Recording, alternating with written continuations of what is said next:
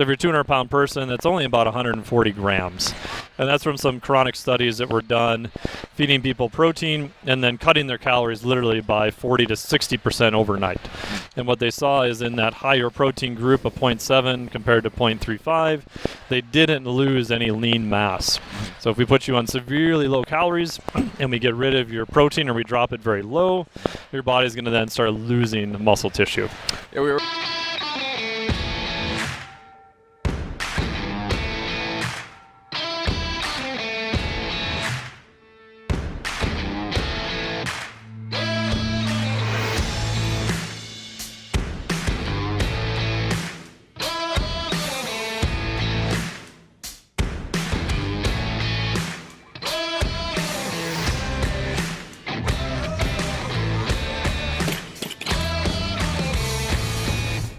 Welcome to Barbell Shrugged. I'm Anders Warner. That's Doug Larson. Adam Von Rothfelder in the house. We're at Paleo FX in Austin, Texas. Yo, this is super cool because this is the first time the entire Shrug Collective in the house together. We got this badass stage. We got chairs down here. Some people are watching. Most people aren't. But it makes us feel good being surrounded by what's going on. Behind this camera, there's stadium seating, and we sold it out. Millions and millions. It's actually just like 5 of our friends watching us and talking amongst themselves. Yeah, but if you're listening audio only, check out the video at least. Like, we're on a stage above the whole fucking expo hall. It's beautiful. It looks dope. Here, check it out. Yeah. That's a lot of people doing a lot of things that are literally- great for themselves. That's what they're doing. If you were to feel the energy in here, there's just paleo people. There's not a single peanut in this joint. There's more green drink No than you can even legumes to be imagine. found. Yeah. No legumes Not to a be single legume. Everyone would die. Stuff is toxic. Everyone here has autoimmune diseases. They just don't know it. Here, I haven't seen a naturopath to tell them otherwise. Here, gluten would be like a toxic gas released in the air. Everybody just starts running. There's gluten in aisle 3. Most importantly, we are joined by Mike Nelson, the creator of Flexible Dieting. It's very exciting.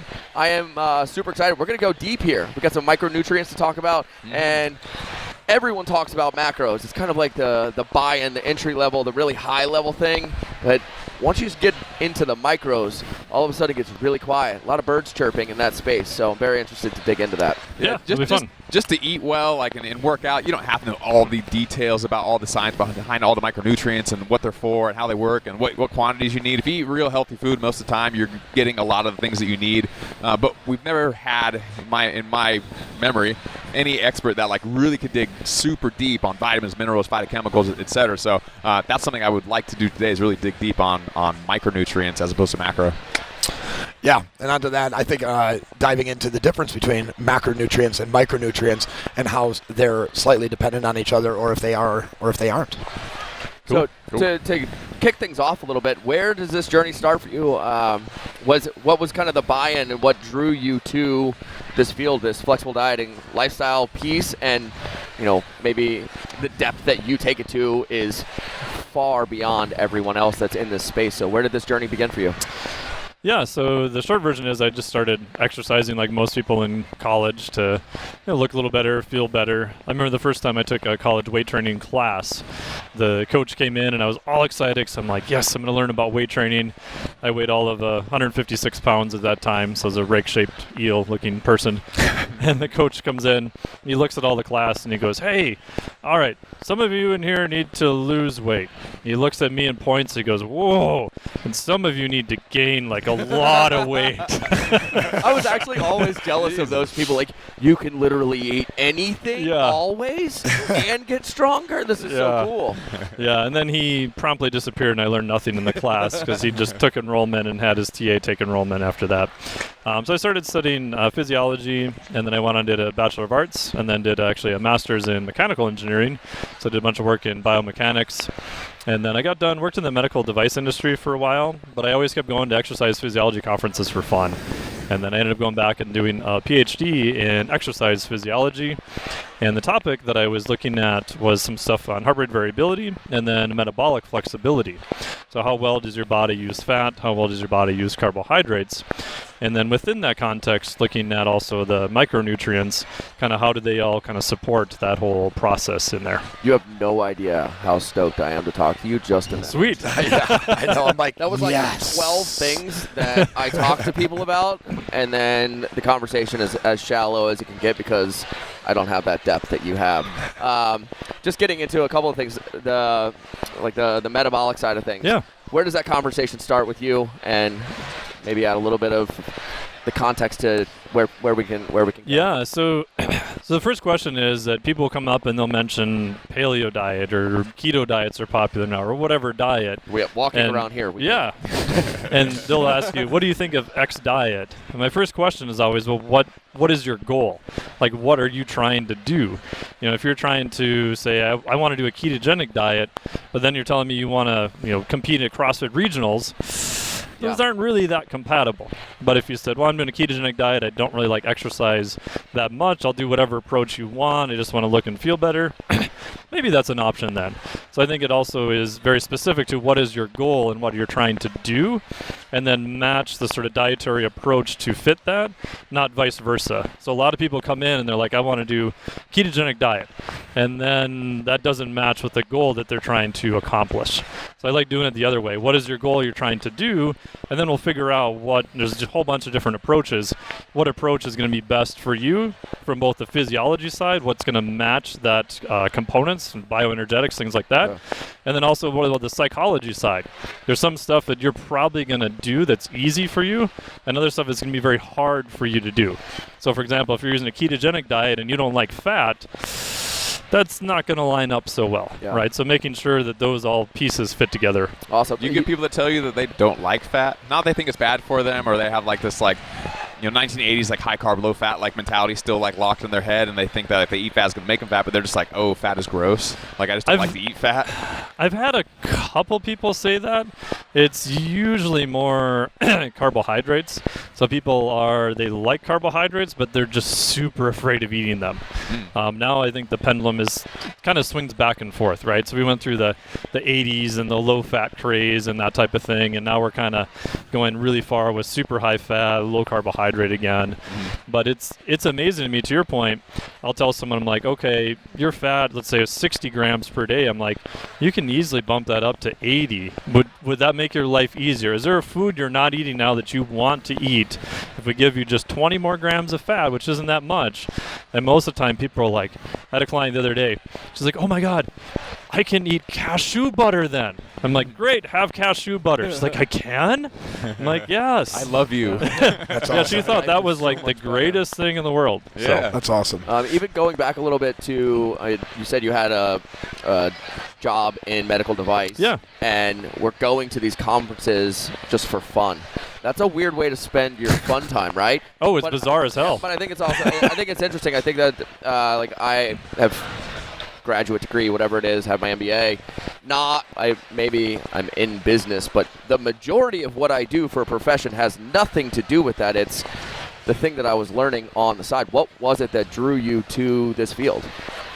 Why are you spending your weekends at these conferences? Yeah. They're not the most exciting thing for everyone. Oh no, and the weird part is, the very first conference I went to was in Arizona, and I sit down, I get there, bright and early, and there's two people that I'm sitting next to, and I'm like, hey, did you see the study on this or that? And they look at me and they're like, no, and then they look away. No. And I'm like, oh, but I'm sure you saw the study on this or that, and they're like, Nope. no. And then they look over at me and they go, well, who are you? What are you doing here? And I'm like, you guys are trainers, right? They're like, yeah. I'm like, you don't read research? They're like, no, we don't read research. That's why we're here at this conference. They're like, what are you doing here? I said, oh, this is just fun for me. And they're like, what the hell is wrong with you? But if I think back on it, I think a lot of it was, I was actually born with an atrial septal defect. So your heart's got 4 chambers, and the top chamber, the atrium, before you're born, the atrium and the ventricle have holes in them. So when your heart contracts, it's kind of flowing around in a circuit because you're obviously not breathing air. As soon as you're born, those 2 holes close up. And in my case, the atrial, the top chamber hole, never closed. So the heart was beating, but the oxygenated and deoxygenated blood are kind of remixing. So I went into just massive heart failure. So when I was 4, my heart was the size of someone who was 18 because the heart is so overworked. So at that time, I had an open heart surgery in 1978. Wow. They went back in and they surgically fixed it. And it was interesting is the guy that I saw was actually a pediatric cardiologist, which is very rare. And there was only 3 centers around that time that were operating on kids that were that young. So it happens that Children's University of Minnesota was one of them. And that's where I was from. So I think that at an early age kind of, you look back on it and you're like, oh, no wonder I went into physiology. I worked for a med tech company that did cardiovascular products for, about 10 years. And there's learning more about physiology. I just thought, wow, this is just so fascinating. And from the engineering side, looking from a design aspect, almost everything in physiology is designed like as perfectly as it can be, at least to our understanding. We may not understand all of that yet, but I was fascinated by that from a design standpoint of, okay, well, how does it do this? What are the efficiencies? What are kind of the principles that everything operates on? And it's just never ending. Like even now there's just tons of research that comes out every day. And so I find just how everything fits together is just to be a very fascinating field. I love that. And going back into the academic setting, were you set on the 2 pieces you talked about, was the metabolic? Remind me of the other one. Oh, metabolic flexibility and HRV. Yeah. No. So I did a master's and I could do math, but it was definitely not my strong suit. Like if you said, okay, sit down and do some math problems for fun, I would do everything possible not to do them. And I was kind of an idiot because I didn't realize that when you do a master's, there's 2 more advanced math classes you have to take, and they're actually beyond Calculus 4. And I'm like, there's stuff that even exists there? I didn't even know that was possible. I just thought it just ends and that's the field. Yeah. So when I did a PhD work actually in biomedical engineering for 5 years, and then I literally completed almost all the classwork for it, and then I dropped out because I said, okay, do I want to do this the rest of my life? No, I'm doing all my stuff, my fun in physiology. So I go to the physiology department that fall, and of course everything starts over again. None of your classes transfer. It took me 7 years to finish that. The first day I sit down in the meeting, the advisor comes in. He goes, hey, we got 2 new projects. Then they both involve math. One's on heart rate variability and one's on metabolic flexibility. And he looks around the table and he points to me sitting on the end. He's like, hey, you, math boy, I don't know, whatever the hell your name is. These are your projects now. So I got nominated because they had some math in it. And if you go through exercise physiology, you don't really take a lot of math per se, especially, nonlinear type forms of math. Yeah. So I just got basically tossed those projects and then fast forward 7 years after that. When you look backwards, it all makes sense. Yeah, it's funny. Now I look back and it's like, oh, wow, that all the stuff I did before put me in a position where those actually worked out. Yeah. And so that was almost 11 years ago now. And so now heart rate variability, metabolic flexibility, looking at metabolism and using different types of math to get more data out of it is becoming kind of more popular as you're getting more crossing over of fields. Why were these 2, the heart rate variability and the metabolic flexibility, why were those 2 together for you? Yeah. Presented to you as, as the same project? So the overarching theme of my thesis was fine-scale variability across physiologic systems, which doesn't make any sense to anyone and usually gives people a good reason to go take a nap for a while. But if we take the average of something, so if you come in and we take your heart rate, we can get an average and say, okay, your resting heart rate average is 55, right? Just making up a number. And now if we apply a variability analysis to that, so each one of those beats, we look at how different in millisecond they are from the next one. We can now say, okay, here's the status of your autonomic nervous system. Here's how much is parasympathetic, rest and digest. Here's how much is sympathetic, more of the stimulation side or like the gas pedal of your car. Yeah. Just by taking that exact same data and not doing an average, but running a variability analysis, so different type of math. The thought process. So if it's 60 beats a minute, you would think there would be a beat every second. Right. But some are 0.9 and some are 1.1. Right. And the more variability you have, that's a good thing? Yeah, the more fine-scale variability you have, the better. So that would say at rest, you're more parasympathetic, the rest and digest dominant. Yep. And that's just by doing a variability or different type of math. So what I was trying to figure out was, okay, does the same thing apply to other systems? So if we look and we do a gait analysis on you and we do some fine scale differences, we can kind of get an idea mathematically how well you're moving or walking. If you kind of stand on a platform and sway, we can do the same analysis there. So the theory is that this fine scale variability should show up in every system so far that we've looked at. So what is the system on the metabolism side that we can use that for? So if you come in and we put you on the metabolic cart where you breathe into this tube, it goes into the cart, and if it's doing analysis every breath, this little number, what's called an RER number, tells us how much fat and how much carbs you're using every time you exhale and the machine does the analysis. Killer. And what you find... Did you bring one of those? No. I'd like to be on that right now. Yeah. You got How's this interview going? Yes. Oh no. Tube stuck in your mouth for an Just hour. passed out on the floor from breathing so hard. And what you find is two things. You get bored after you do hundreds of these tests. You stand there and the person's exercising low level, and you kind of watch the numbers because you want to make sure it's running correct. And even at steady state exercise, you'll see this RER will just kind of oscillate and move around. Steady state, so they're on a treadmill running, walking. They're doing the exact same thing, right? So they're... What is that test? So they're on a metabolic test, right? So if you go in, let's say you do a max VO2 test, Okay. The warm-up portion, and we just have you do 100 watts, right? I'm just making up numbers, right, for people to understand. And you just do that, let's say, for 5 minutes. Once you're warmed up, even then, the RER kind of moves around a little bit. And all the textbooks would say this shouldn't happen, right? You're doing steady-state exercise. We're not putting more work on your system. It should be exactly the same way. So by the RER changing, basically what you're saying is like temporarily, over the course of seconds, you're burning more fat right now, and then more carbs right now, and then more fat right now, and then more carbs right now. You're not just consistently burning like an even ratio of like 40% carbs and 60% fat. It's like, why would it be bouncing around? It shouldn't, quote unquote, happen, but it does. Right. Yep. Just like we were measuring your heart rate at rest, it's moving around a little bit. So we were thinking that this fine scale variability, maybe that's a marker for metabolic flexibility. So the health of your metabolic system. Because what we wanted to get to was a non-invasive test that any gym or hospital who had a metabolic cart could run on people to determine their metabolic health. That was kind of the goal. What is the rate? I mean, is it an intense rate? I mean, how is the rate of like the physical exercise to elicit the breathing? Like what rate are you doing it at? And so the study that I ran, we did. They come in, they do a max exercise test because you're taking multiple people. We want to know, okay, what can you do on max, and then we would do percentages of that. So that way, if you have people of different levels coming into your lab, you're kind of all making them sort of equivalent to themselves, right? So you're not giving them the same number, you're kind of taking them relative to themselves. And we did this at a low level of exercise. It's only around 20 to 30% of their VO2 max, because as you get up to high levels of exercise intensity, pretty much everyone uses carbohydrates pretty well. It's the low end of how well they're using fat that has this massive variation. So the flip side of that is we had one person come into the lab. They're just out on the treadmill. They're doing their warm-up. I'm looking at their little number, and it's like 0.95, 0.99, which is saying they're using almost all carbohydrates, even though they're just barely walking fasted on a treadmill. And I'm like, this doesn't make any sense. And I'm like, you forgot to fast this morning, right? You had 2 bagels on the way over or something. They're like, no, I didn't.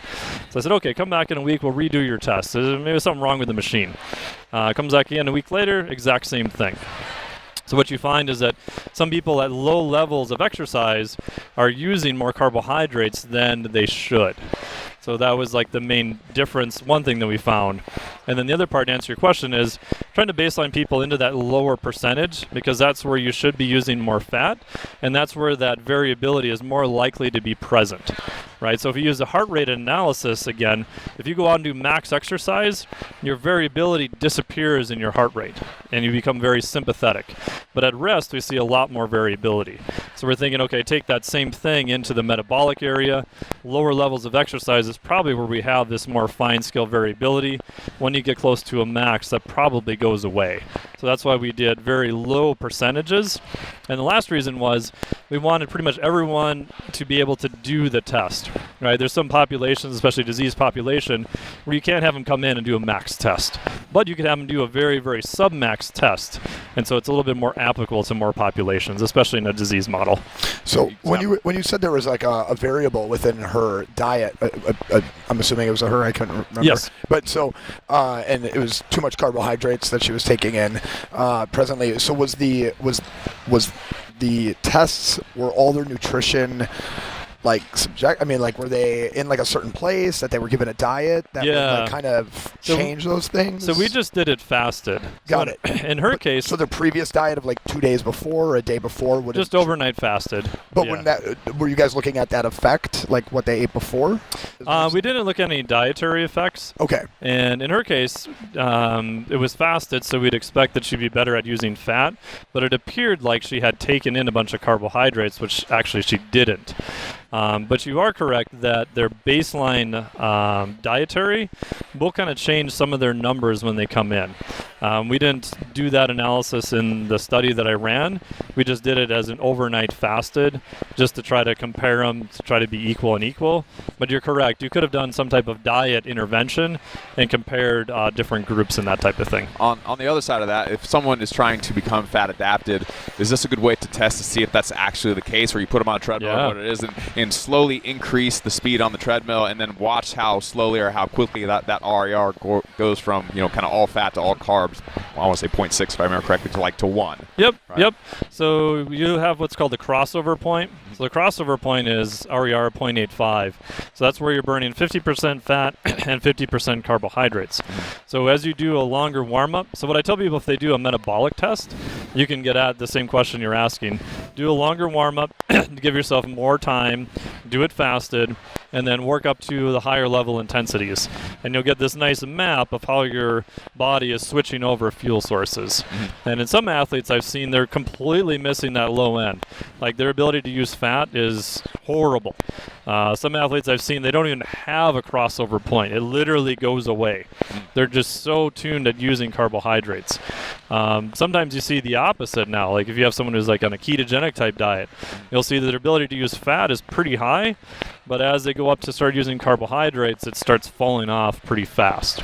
Is there like an ideal point in which we want to be fat and then burning carbohydrates? Yeah. And is that standard across all of us, or is each person independent on how fat adapted they are, or where they need to kick in their easy carbohydrate fuel burning sources? Yeah, so if you look at the research, right, so I did one study, Helge did one study, Godecki did one study, and the ability of your body to use fat at rest varies from about 30 to 90% difference. So meaning if we grabbed a whole bunch of people in here, had them do fasted, hooked them up in the lab, what you would see is that their ability to use fat at a low level exercise intensity massively different. Some people, like you said, super well at using fat, other people not so much. And in terms of where you would want them to be, if they're in more like, let's say, intermediate strength and power, like CrossFit or strongman medleys or something, you want them to be able to use carbs to the highest degree to fuel that exercise intensity. But then during recovery, you want them to still be able to use fat. And for some lower level, moderate stuff, you want them to use fat also. So the perfect profile, I don't think, has been worked out entirely. But what I like to see is people have a super high ability to use fat, and then I actually want to see a pretty hard transition to using carbohydrates. So I want to bump their fat max up as high as possible without compromising their ability to use carbohydrates on the high end. Awesome. So do you do any work kind of thinking about kind of like timed interval trainings? I assume this test was on some sort of more cardio-based, this 20-minute VO2 max test you mentioned earlier? It's a VO2 max test. Gotcha. Yeah. So if we were to do some type of interval training in which we are able to 3-minute work period, 2-minute rest period, are you able to track that and see and keep that for each person in that fat adapted zone, or are you able to kind of track just where you're at and what fuels you're burning per work interval or independently for each person? how well they're burning that or using that fuel source? Yeah, you can. The downside is you'll need, a piece of equipment that's 40 to 60 grand. No big deal. And then be able Hold on to a do. second. You got that? Yeah. Oh, right there. Yes, Yeah, right yeah, there. yeah. And then you've got a big tube and stuff in your mouth. So, logistics aside of running the test, Yeah. in theory, you could do that and see where they're at acutely. The way to get at it more in the real world is to look at exercise performance. Gotcha. So if you come in and say, okay, we're going to do a max wind gate test. We're going to put you on a bike, super high wattage or a rower or whatever, 30 seconds all out, and we look at your performance, and then you go away and do, let's say, a ketogenic diet for 4 weeks. You repeat that again, and your power is down, training aside, you probably need more carbohydrates in order to fuel that. So performance can kind of get you a surrogate model. When you were testing the heart rate variability and the metabolic variability, did you see them follow each other? Were they mirroring each other in their variability, or were they mutually exclusive of each other and seeing different results based on each thing? It's a good question. So I've done, like with my own online clients, HRV measurements daily for about 5 years now. And I haven't seen a study that's compared them together. So we did some work with an energy drink. So I did measure HRV, and we did performance tests and things like that. In general, if HRV gets better and they become more healthy, I believe they have a better capacity to kind of switch fuel sources because it's a marker of metabolic health indirectly, especially on the autonomic system. There you go. But it's not a direct one-to-one map as I would like. I was just wondering, Right. I imagine you would almost see like a spike in the flexibility or the variability increasing, and it would have to almost correlate to each other because it's just a generally healthier person. Yes, but it depends on what their background is. Gotcha. So if you hold all their other things the same, I think I use HRV as a way to look at how well they're recovering from whatever's going on in their life. And for some people that may be more carbohydrates, some people that may be more protein, maybe more sleep, other things like that. So if we get that where their HRV is good, then I think they have a much higher potential to do more training to be able to recover faster and things of those natures. So I use HRV as more of a marker for recovery. It's not quite as indicative of exact fuel sources. I wish that it was, but it just doesn't seem to map as directly one-on-one. Because what I really wanted was a non-invasive field measure that would tell me exactly where they're at. Right, so you could come into the lab without a 60 grand piece of equipment. I could give you a really good idea of what fuels you're using and how that's working. There's 2 other surrogate ways you can get to it. We can give you a crap ton of carbohydrates and see how you feel. We can then fast you for a period of time and see how you perform. Right, so fasting, very high use of fat, doesn't inhibit carbohydrate use either. And then the last way that I just started playing around with is you can put it's called a Moxie device. You can put it on a muscle, and it'll tell you venous oxygen, basically delivery and removal. So it'll tell you directly via how well you're taking away oxygen, and that's a pretty good marker for those, right? Because if you get into fuel sources, you can see at a muscular level really what's going on.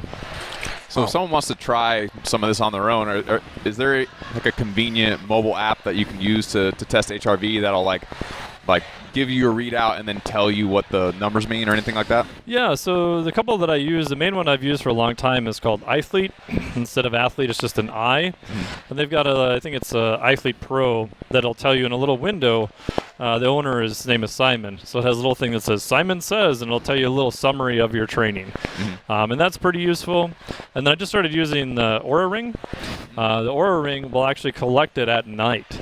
So the nice part about the Oura Ring is it gets rid of the biggest issue is that I have to put a heart rate strap on in the morning, take about 2 to 3 minutes to grab the HRV measurement.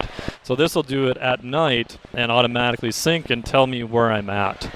So those are probably the 2 I'd recommend. Yeah. When I was fighting right at the end of my career, HRV I started hearing whispers of it. Joel Jameson. Yeah, and I would do the heart rate monitor, wake up in the morning, see it, and I'm like, I'm not training today. Yeah. You know, I mean, it was that clear. It was like, 100, like I'm not good. It's like that's so it's I'm excited to dive deeper into the idea going on like to the website and being able to even access into your services. How does somebody begin to work with you?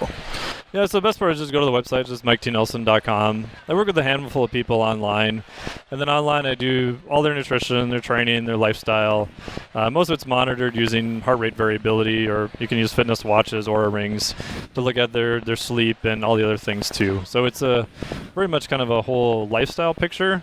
I ended up doing that because people would come in and they're like, oh, dude, I just need nutrition help. And you look at the training and you go, oh, it's a disaster, or vice versa. Oh, this is good and that's bad. Or then I found, oh, their lifestyle is horrible, right? Training nutrition is good. They're sleeping 5 hours a night, drinking 8 cups of coffee a day and can't figure out what's going on. So that's why I kind of do like the whole encompassing with it and warm-ups and everything else too.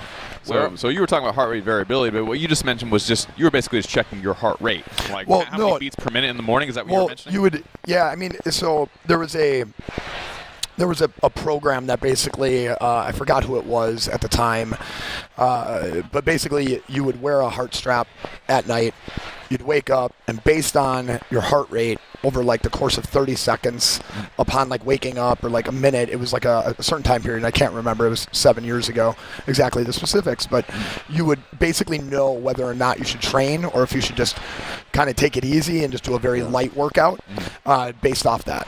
We did a little bit of this at the gym with some of our higher level athletes just to see how quickly they were able to recover. And there was like a massive deadlift day, which would like beat your nervous system down so badly. You may not show up totally sore because it was 1, 2, 3 RM, and you're not in that like super sore zone. But they'd show up the next day, and you could be like, "Oh, you slept like shit.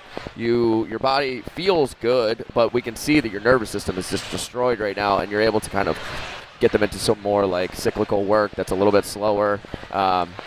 It was like heart rate variability training. It was like you just base the training off of that. What was going on with their nervous system for the day. Yeah. In fighting, what did you guys do for that? Basically I would go in, I would do like a light roll and just kind of keep my nervous system relaxed and do like a breathing session. They would have me like shadow box for 15 minutes just to kind of create natural breathing and just moving very 10% just to kind of get the motor going, but not peak it out at any point. And the next day I would be way low. I'd be back in the game, and I would feel that. Like I would feel the difference. Are the majority of your clients, are you coming from more the, I guess you could say a clinical side with obesity, very unhealthy people, and building them back? Or is this high-level athlete performance arena clients that you're working with? Yeah, it's definitely more on the performance side. So it's usually people, I'd say, that are in the intermediate to kind of advanced area. I don't work with a lot of super advanced or elite people. I have a little bit in the past, and depending on the athlete, it can go well, but on the other athletes, not so much. And it also depends on, a lot of times with those people, in my opinion, there's too many cooks in the kitchen. So I spend more time dealing with this person and their other coach and this person and that person. And so now I just do those kind of as one-off consults. So if you want to talk to me, we'll set up something. I'll tell you whatever I think you should do. You go figure out if you want to do it or not. It's going to change your life a lot. But the other ones are more, I'd say, advanced to intermediate, and then we just work with them from month-to-month basis. Awesome. We're going to take a little break because we haven't even gotten to any of the nutrition stuff, and we're 35 minutes into this thing. Boom. And, this is the beginning of a really awesome conversation. So thank you, and we'll be back in a minute.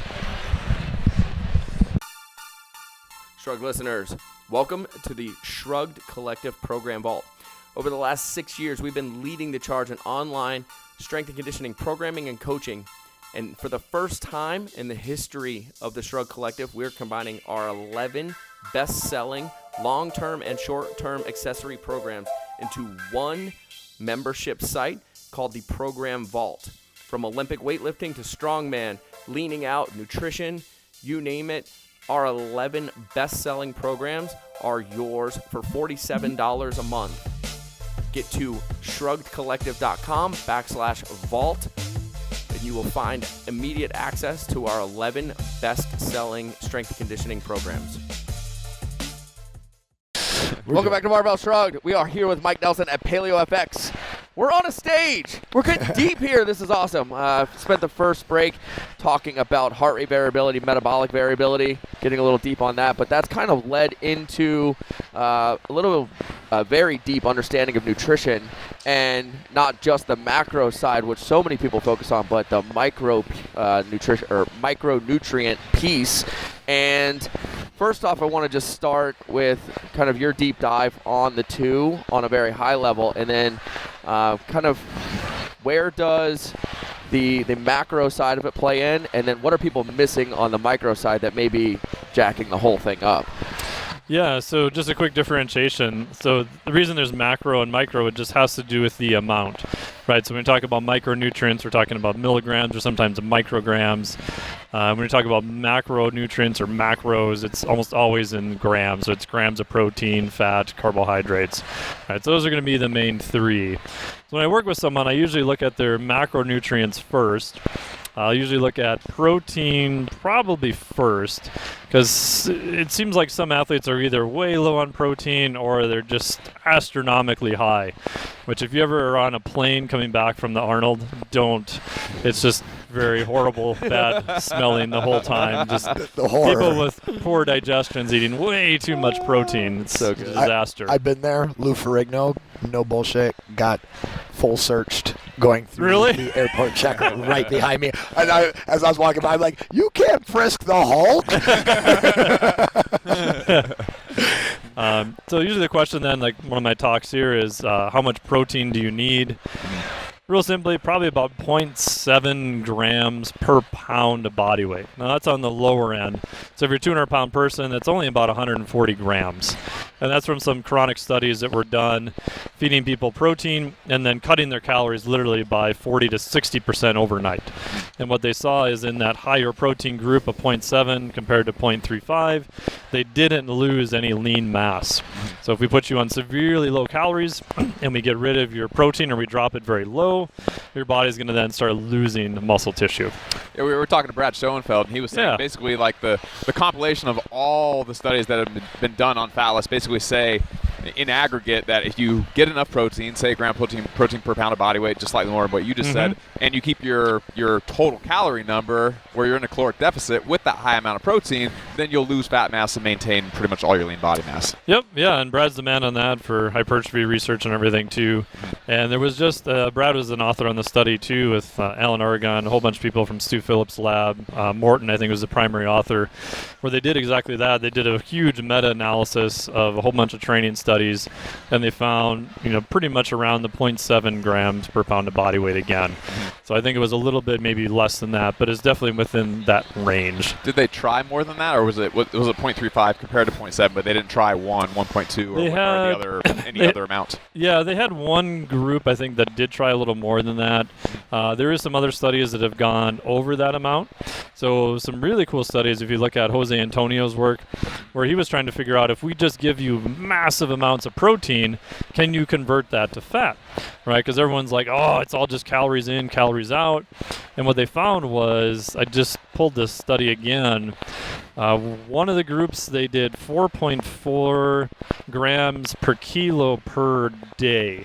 So if you were a 220-pound male, that's 100 kilograms.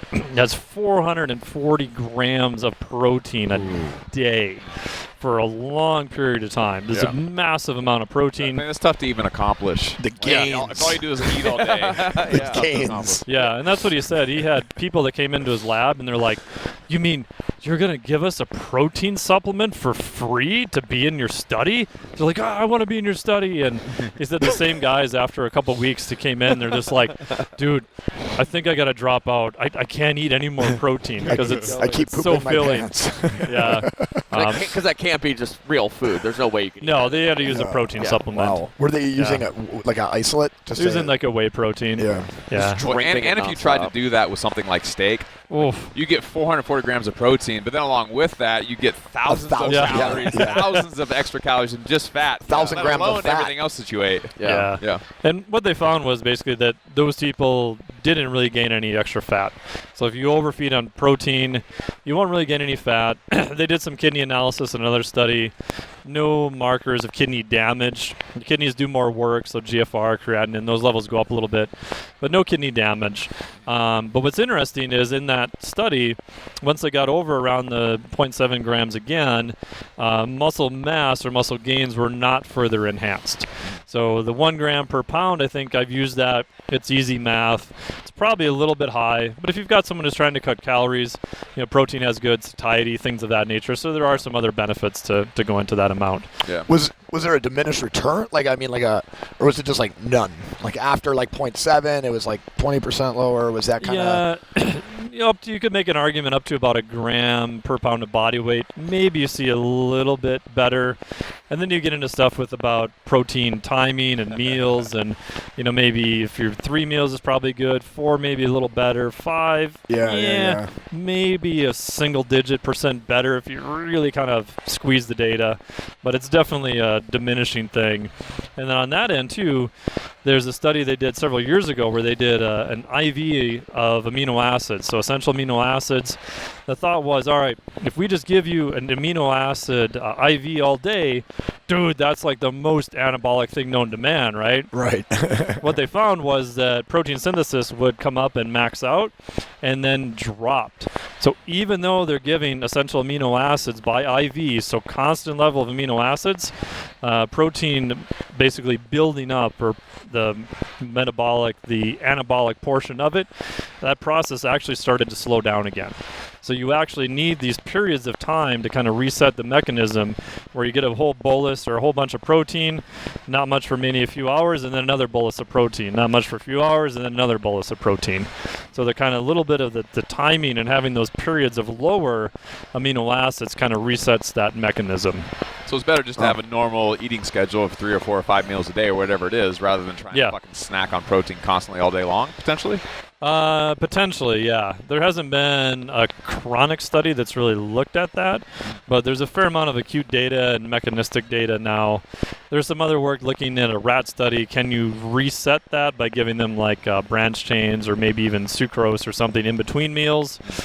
Maybe, but that was only one study that looked at rats so far in that. Okay. When you see recently, Dr. Gabrielle Lyon, I've heard her talk about this. I've seen a couple people, but the amount of protein you need at a single time to create a certain the reaction that we're looking for versus just a caloric gain.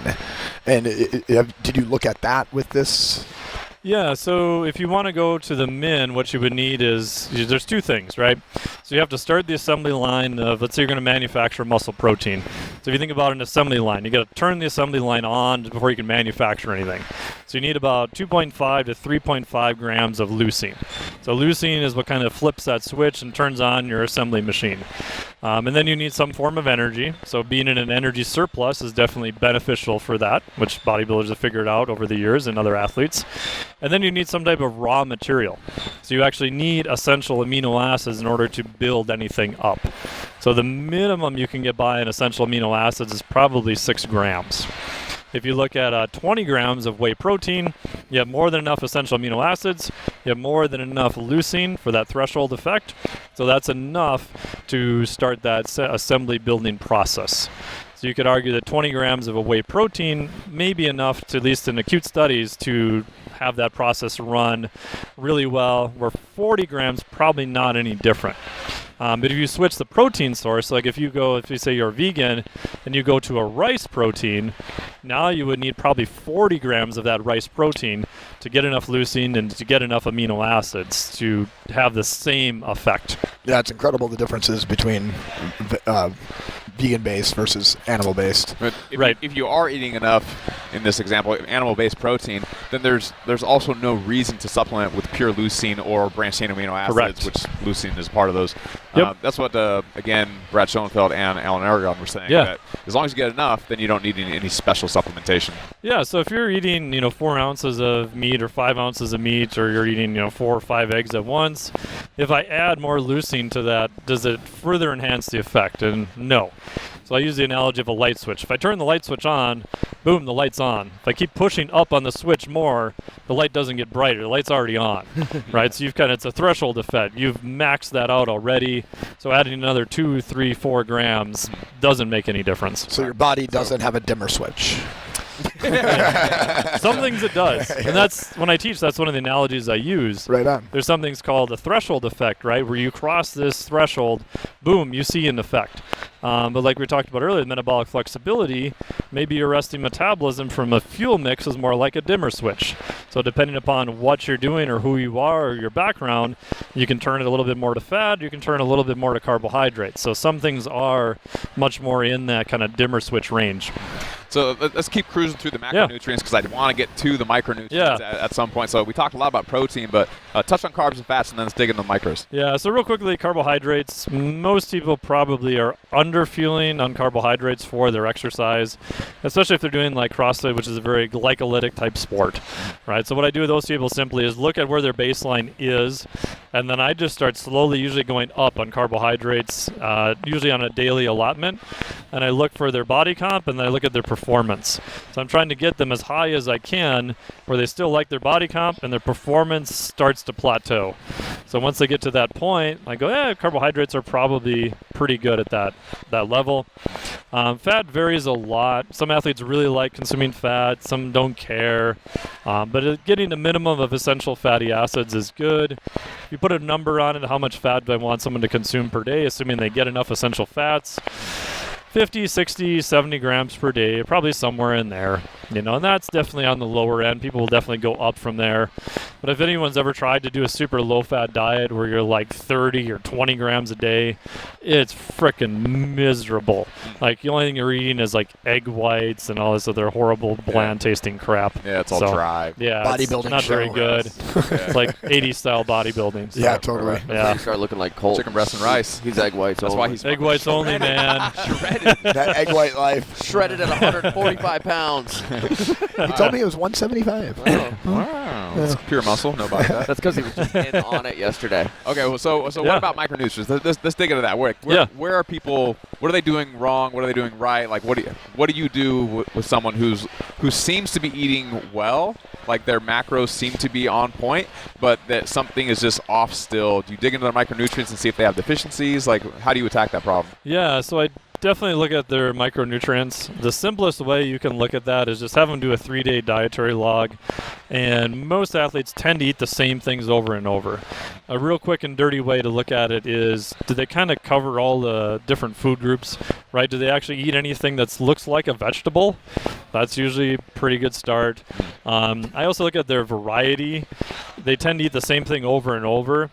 And then within that, I actually look at colors, not like do they eat colored M&Ms, but like different colored vegetables and fruits. Damn. Because if they're only eating, let's say, all green things, right, we know that some of the micronutrients and polyphenols and stuff, that they're just not showing up in there. Right. Right. Yeah, So a lot of polyphenols are also pigments, so they make things the colors that they are. Right. Right. So a quick thing you can do, just quick and dirty, is when you look at it, what kind of variety do they have, and what kind of colors are they eating? Do they eat anything green? Do they eat any kind of yellows and oranges? Do they eat anything like berries, where they're kind of more purple and red and things like that? If they're eating kind of all those colors, then they're probably okay. There's a couple exceptions, which we'll talk about. And then I also look at, which I got from Bledsoe, is mushrooms. So they're a separate fungi group all their own. And so for a long time, I'm doing all this analysis. You need all this variety, all this stuff. And I'm like, oh my gosh, I forgot like in a whole entire food group. Yeah, gold category. Yeah, so making sure, some of those are in there, which you can use as a supplement and that type of thing too. Totally. I think it's a really easy thing to tell someone if you are a trainer or coach or whatever, like just eat 5 different colors of fruits and vegetables each day. And like, people go, oh, okay, like that's like kindergarten level advice, and people can easily follow it because they can easily just be like, okay, strawberries, blueberries, like green bell pepper, whatever it is, and like, do I have 5 different colors? Set. Yep. Maybe not all the way set, but that's probably progress for a lot of people. Oh, definitely. It's kind of eat from the rainbow. The other thing I'll do to try to get them to have more variety is, it sounds weird, but I'm like, okay, go to your store, like an actual store that sells real food, and walk around the perimeter and just look for something that you haven't ever remember eating within the last year, and then just buy it. They're like, what? Does it matter what it is? No, I don't care. Like if you want to buy dates, that's cool. If you want to try some kombucha or whatever, just try something different to get them in the habit to kind of go out and to kind of seek those things. Yeah. And it's funny that they'll usually pick something that they like, but they've just never really seen it because they tend to be creatures of habit and kind of get the same things all the time. Well, it's so easy now too. You can just get on YouTube and type in how to cook or eat kumquats or whatever it is, and then you'll have videos that just teach you how to do it right then and there. And you can just watch the video while you're in your kitchen and just make it happen. Yeah, and I'm like, what's the worst thing that happens? You bought something and you didn't like it. Okay, fine. Buy something different next time. You know, it's not going to be the end of the world on that. The other part is where they're usually low. So the question I get all the time is, well, can I do any fancy analysis, or what about all these other micronutrient tests and all this other stuff you can do? With a few exceptions, I don't think any of them are really worth the crap. You can look at a vitamin D test, right? So look at, it's called 25-hydroxy. Most physicians will run that now. For a while, we're doing a 1,25-hydroxy, which is D2, and you probably want a D3. Outside of that... Most supplements are D3. Yeah, so the only supplement you can buy over the counter is a D3 supplement. Right. So paradoxically, D2 is a prescription-based supplement. So a couple years back, I saw a lot of people going into their physician. They would get a test, and they would do a 25-hydroxy test, and then they'd send them to their pharmacist for a prescription. And I'm like, well, wait a minute. What prescription did you get? And it's a D2. The issue with that is, unless you've got kidney issues or other things going on, D2 is a very, very, very short half-life. D3 is a much longer half-life. So you could literally get a D2 supplement. They could go back and retest you, and you're fine, and then like 2-3 weeks later, you're low again. So unless you've got kidney issues or something else going on, I always ask them did they give you a prescription for the supplement, or did they tell you to buy something over the counter? Right. So D3, what level do you want to be in D3? 50 to 70, probably somewhere in there. If you get too high, there's some data to show that you can increase your risk of mortality, things like that. If you're definitely on the lower end, recovery can be a little bit harder. It can affect performance, things of that nature. I almost can't go in the sun at all with anyone in this space without somebody being like, getting some vitamin D in me. Like, right. It's like such like a mainstream thing now. Everyone knows about it. But like, what really is the difference in your mind between supplementing with D3 and going out and getting like actual exposure to sunlight? Yeah, the short answer I would say is we probably don't know yet. So one of the things I have changed is if they have a test and they say I'm low in vitamin D, like probably 2-3 years ago I'd be like, perfect, go take this D3 supplement. Now I'm like, okay, well, what do you do? Because in my head I'm thinking, well, why are you low in D3? And I know the answer is they're probably never outside. So I think the bigger issue is that they're probably not outside. So I'll ask them, okay, how often are you outside? I walk between my car, I go to my desk, I walk to the gym, and then I walk home. I'm like, okay, so you're basically never really outside that long. I'm like, well, no. So is D3 being low an issue? Yep. But there's also other benefits to being outside. There's some cool studies in Japan called forest bathing, which when I first heard the term, I thought was like a bunch of hippies running around the woods, like beating themselves with twigs or something. But it's actually just go out and hang out in the forest. And they show autonomic changes, so heart rate variability gets better. Just by looking, the theory is that seeing the fractal patterns of the trees and stuff like that. So I'll ask them how often they're outside. Some other stuff I got from a friend, Dan Party, is if they're outside in the morning without sunglasses, the photons hitting the back of their eye is one of a massive thing to kind of help kind of anchor their circadian rhythm. And a lot of times I see if their D3 is low, they're not outside much. A lot of the time they have a really hard time sleeping. They're like, I just feel tired during the day, and then I try to go to bed and I can't sleep. So usually their circadian rhythm's kind of all wonky too. Yeah, it's like 10 degrees or something, right? The sun's at below 10 degrees. Like you have the ability to then absorb it, as over that you can't. It's like just too much information in a sense. A little bit. The photons will still hit the back of your eyes. So I tell people go for a walk in the morning. Don't use sunglasses. It's enough to kind of reset the photoreceptors. You are correct though. For vitamin D, there has to be enough intensity of the sunlight and UV for your skin to basically convert it to vitamin D. So I'm from Minnesota, so in January, if I ran around buck naked all winter, I'm probably not going to get enough UV exposure to do anything for vitamin D. Other times of the year, I can though. So yeah, the angle of the sun for vitamin D does make a difference. So what is the recommendation to supplement? I actually have clients that live in Alaska, and this is the first year I've ever met anyone from Alaska, and then all of a sudden I have 3 clients up there, and literally walking through the winter with them was one of the strangest things. Oh, it's bizarre if you've ever been there. Them, and you can literally feel like a dip in their energy, their training, everything is just like way more depressed. Oh, yeah. And then I had never experienced someone that was really excited for 35 degrees so they could go tanning. They would bathing suit weather was 35 degrees because they had been in minus 50 for so long. And just the ability to feel the sun just changes everything. So us in SoCal, when it's 60 degrees, we're frozen.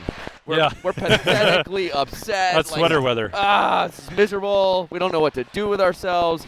They're outside sunbathing, and it's 35 degrees. Milwaukee. Yeah, Same. Minnesota. Yeah, Milwaukee, same thing. way. It was like 30 degrees. Everybody's out in shorts. Like, yeah. So funny. So is supplementing is that going to get people to where they need to be? Is that enough? Yeah, I still would recommend that they use a supplement to get into the range, but I won't bypass the other discussion. So 3 years ago, I'd just say, just take a supplement, don't worry about it. Now I'll figure out more lifestyle stuff of what's going on. And at the end of the day, I probably still will give them a supplement because I do want them to get back to that normal range, but I want them to kind of import some of the other health and lifestyle factors too. So I've been in Alaska. My uncle lives up there, and it's so bizarre. We were there in May a couple of years ago, and it was still 11:30 at night, and the sun was still in the horizon. Finland's the same way if you've ever been there. I have not. Finland actually has a super massive suicide and depression rate too. One of the theories is because of the way the sun and everything is. And especially being here at Paleo Effects, I'm like, well, wait a minute, what did people do back in the day before vitamin D supplements? Like, they didn't have a vitamin D supplement. They lived in these cold areas. There's a bunch of things they would do, but one of them was they would gather mushrooms and they would put them out in the sun, and then they would store them for the winter. And it turns out that that's a way of creating D2. So they would do that, and that would be one of their sources in the winter also. It's like light UV activated, right? It That's is, kind of you get a UV reaction to it. Yeah, you see some of these mushroom companies saying like UV activated, like right on the label, and you're like, what is that? Yeah, it's for D2, and D2 can work as a pinch hit as long as you have it at a pretty high frequency, and then also you can store pretty high amounts of D3, so you can get by for a fair amount of times. I tell clients that if you're going to get tested if you're in like Minnesota or Alaska, sometime probably towards the end of your summer, because if you were ever at a max level, that's going to be your max. And then right as you get done with winter, because if you're ever going to be at a low level, that's probably where you're going to be. And if you're pretty good in those ends, you're probably okay. And don't be an idiot like I was and take a D3 supplement and then go on a couple trips in the middle of winter and then take the same supplement you did the year before without the trips. Because I got tested in the spring last year and I was like 95. And I'm like, holy crap, that's high. I'm like, what the hell? I didn't take any more of the same supplement than I did the year before. And then I'm like, oh yeah, I took 3 trips in the winter to where it was nice and warm for a week at a time and just kept taking the same supplement. Yeah. So, gotcha. Right on. So getting outside's a good thing for the most part. Like, what about other vitamins? Like we touched heavy on vitamin D, but there's so many other things to touch on. Yeah, so Can we go into vitamin C? Say again? Vitamin C. Ooh, yes. Love it. Good. What about it? So I think it was vitamin C. And the reason I know nothing about it, but I think it was bigger, stronger, faster about steroids, right? Five people die a year from the vitamin C. And they go through this like laundry list of side effects, which are like just detrimental to your health. People dying. Yeah. And then without telling you, you assume like, oh, these are the side effects of steroids, and they're like, no, that's vitamin C. Is that right? Like, kind of. I mean, in general. I just want to know where these people are. They lying to us? I mean, it's a lot of vitamin C. Yeah. The old saying, which has been kind of disproven from Pericles, is that it's the dose that matters, and that part is true. But the theory was that high amounts of anything can kill you, right? So too much water, you can die what's called hyponatremia, and basically just lose all your sodium. But you got to drink massive gallons of water in a very short period of time. Some endocrine disruptors actually are the reverse. Super small amounts have a very kind of detrimental effect. If you're in the middle of that curve, not so much, and then as you get higher, have more of a detrimental effect. So it's not always this linear response. Vitamin C, if you take too much, the biggest issue you'll know is you're running to the bathroom to do the Wilford Brimley two-step in there for a little bit too long. You'll know that right away. But that's usually like a gram, several grams. Like I've tried that when I've been sick, and I had to take, I think it was like 15 grams at once over the course of a day before that happened. But so is vitamin C really that hard to come by? Like if you're eating pretty dang good. You're mostly meat and vegetables, like you're hitting your macros, so to speak. Are you likely to be deficient in something like vitamin C? It doesn't seem like it's that hard to come by. No, we don't really see frank vitamin C deficiencies anymore, or scurvy. Right. The bigger issue, especially with lifters, is, well, what is, quote unquote, the optimal amount of vitamin C? Yeah. No one really knows, Right. but we do know that, over the RDA, you're probably going to be fine. A little bit more than that if you're under periods of stress, probably good. But then for recovery, we have some mouse studies, and there's one or two human studies now showing that if after training we give you a massive doses of vitamin C, like several grams, that it appears to impair the adaptations that you were seeing from exercise. So we know that if we give you too much and maybe time it after exercise, that can screw up the adaptation that we're trying to get from exercise. Now, a lot of vitamins in isolation will tend to do that. Some other compounds won't. So I tell people, if you're going to take like a high amount of quote-unquote antioxidants, which vitamin C is an antioxidant, taking them right after exercise, probably not the best idea. But again, you can make an argument that if you're an in-season NFL player, I'm not as worried about the adaptations per se. I'm more worried about recovery so you can perform again. Now, if I'm in the off season, I'm probably going to flip that, right? I'm more concerned about the adaptations and less concerned about performance because we've got this long time frame we can play with before you have to be back at a high level again. So again, I think the context for all that is important. In general, I tell clients, take some vitamin C, don't worry a lot about it. Maybe a gram or two a day at the very most, away from training. If you really think you need it, you're under high stress. And I think that's also important as well because the majority of people are like, I need to drink my orange juice every day. It's like, what you're doing is putting 50 grams of sugar in your body under the guise that you need more vitamin C. Yeah. So vitamin C is... a lot of the vitamins, I don't think we've worked out the exact amount. So then I always look at what's the downside if you take too much, right? And so people who exercise a lot, we do have some pretty good data now showing that it may screw up that adaptation. That would be a downside for that population. Do you see a difference between like something like a buffered vitamin C versus a, I forgot the other. Ascorbic acid, just in general? Yeah. Drew a blank there, but no. Okay. I've never seen any good data on that. Yeah.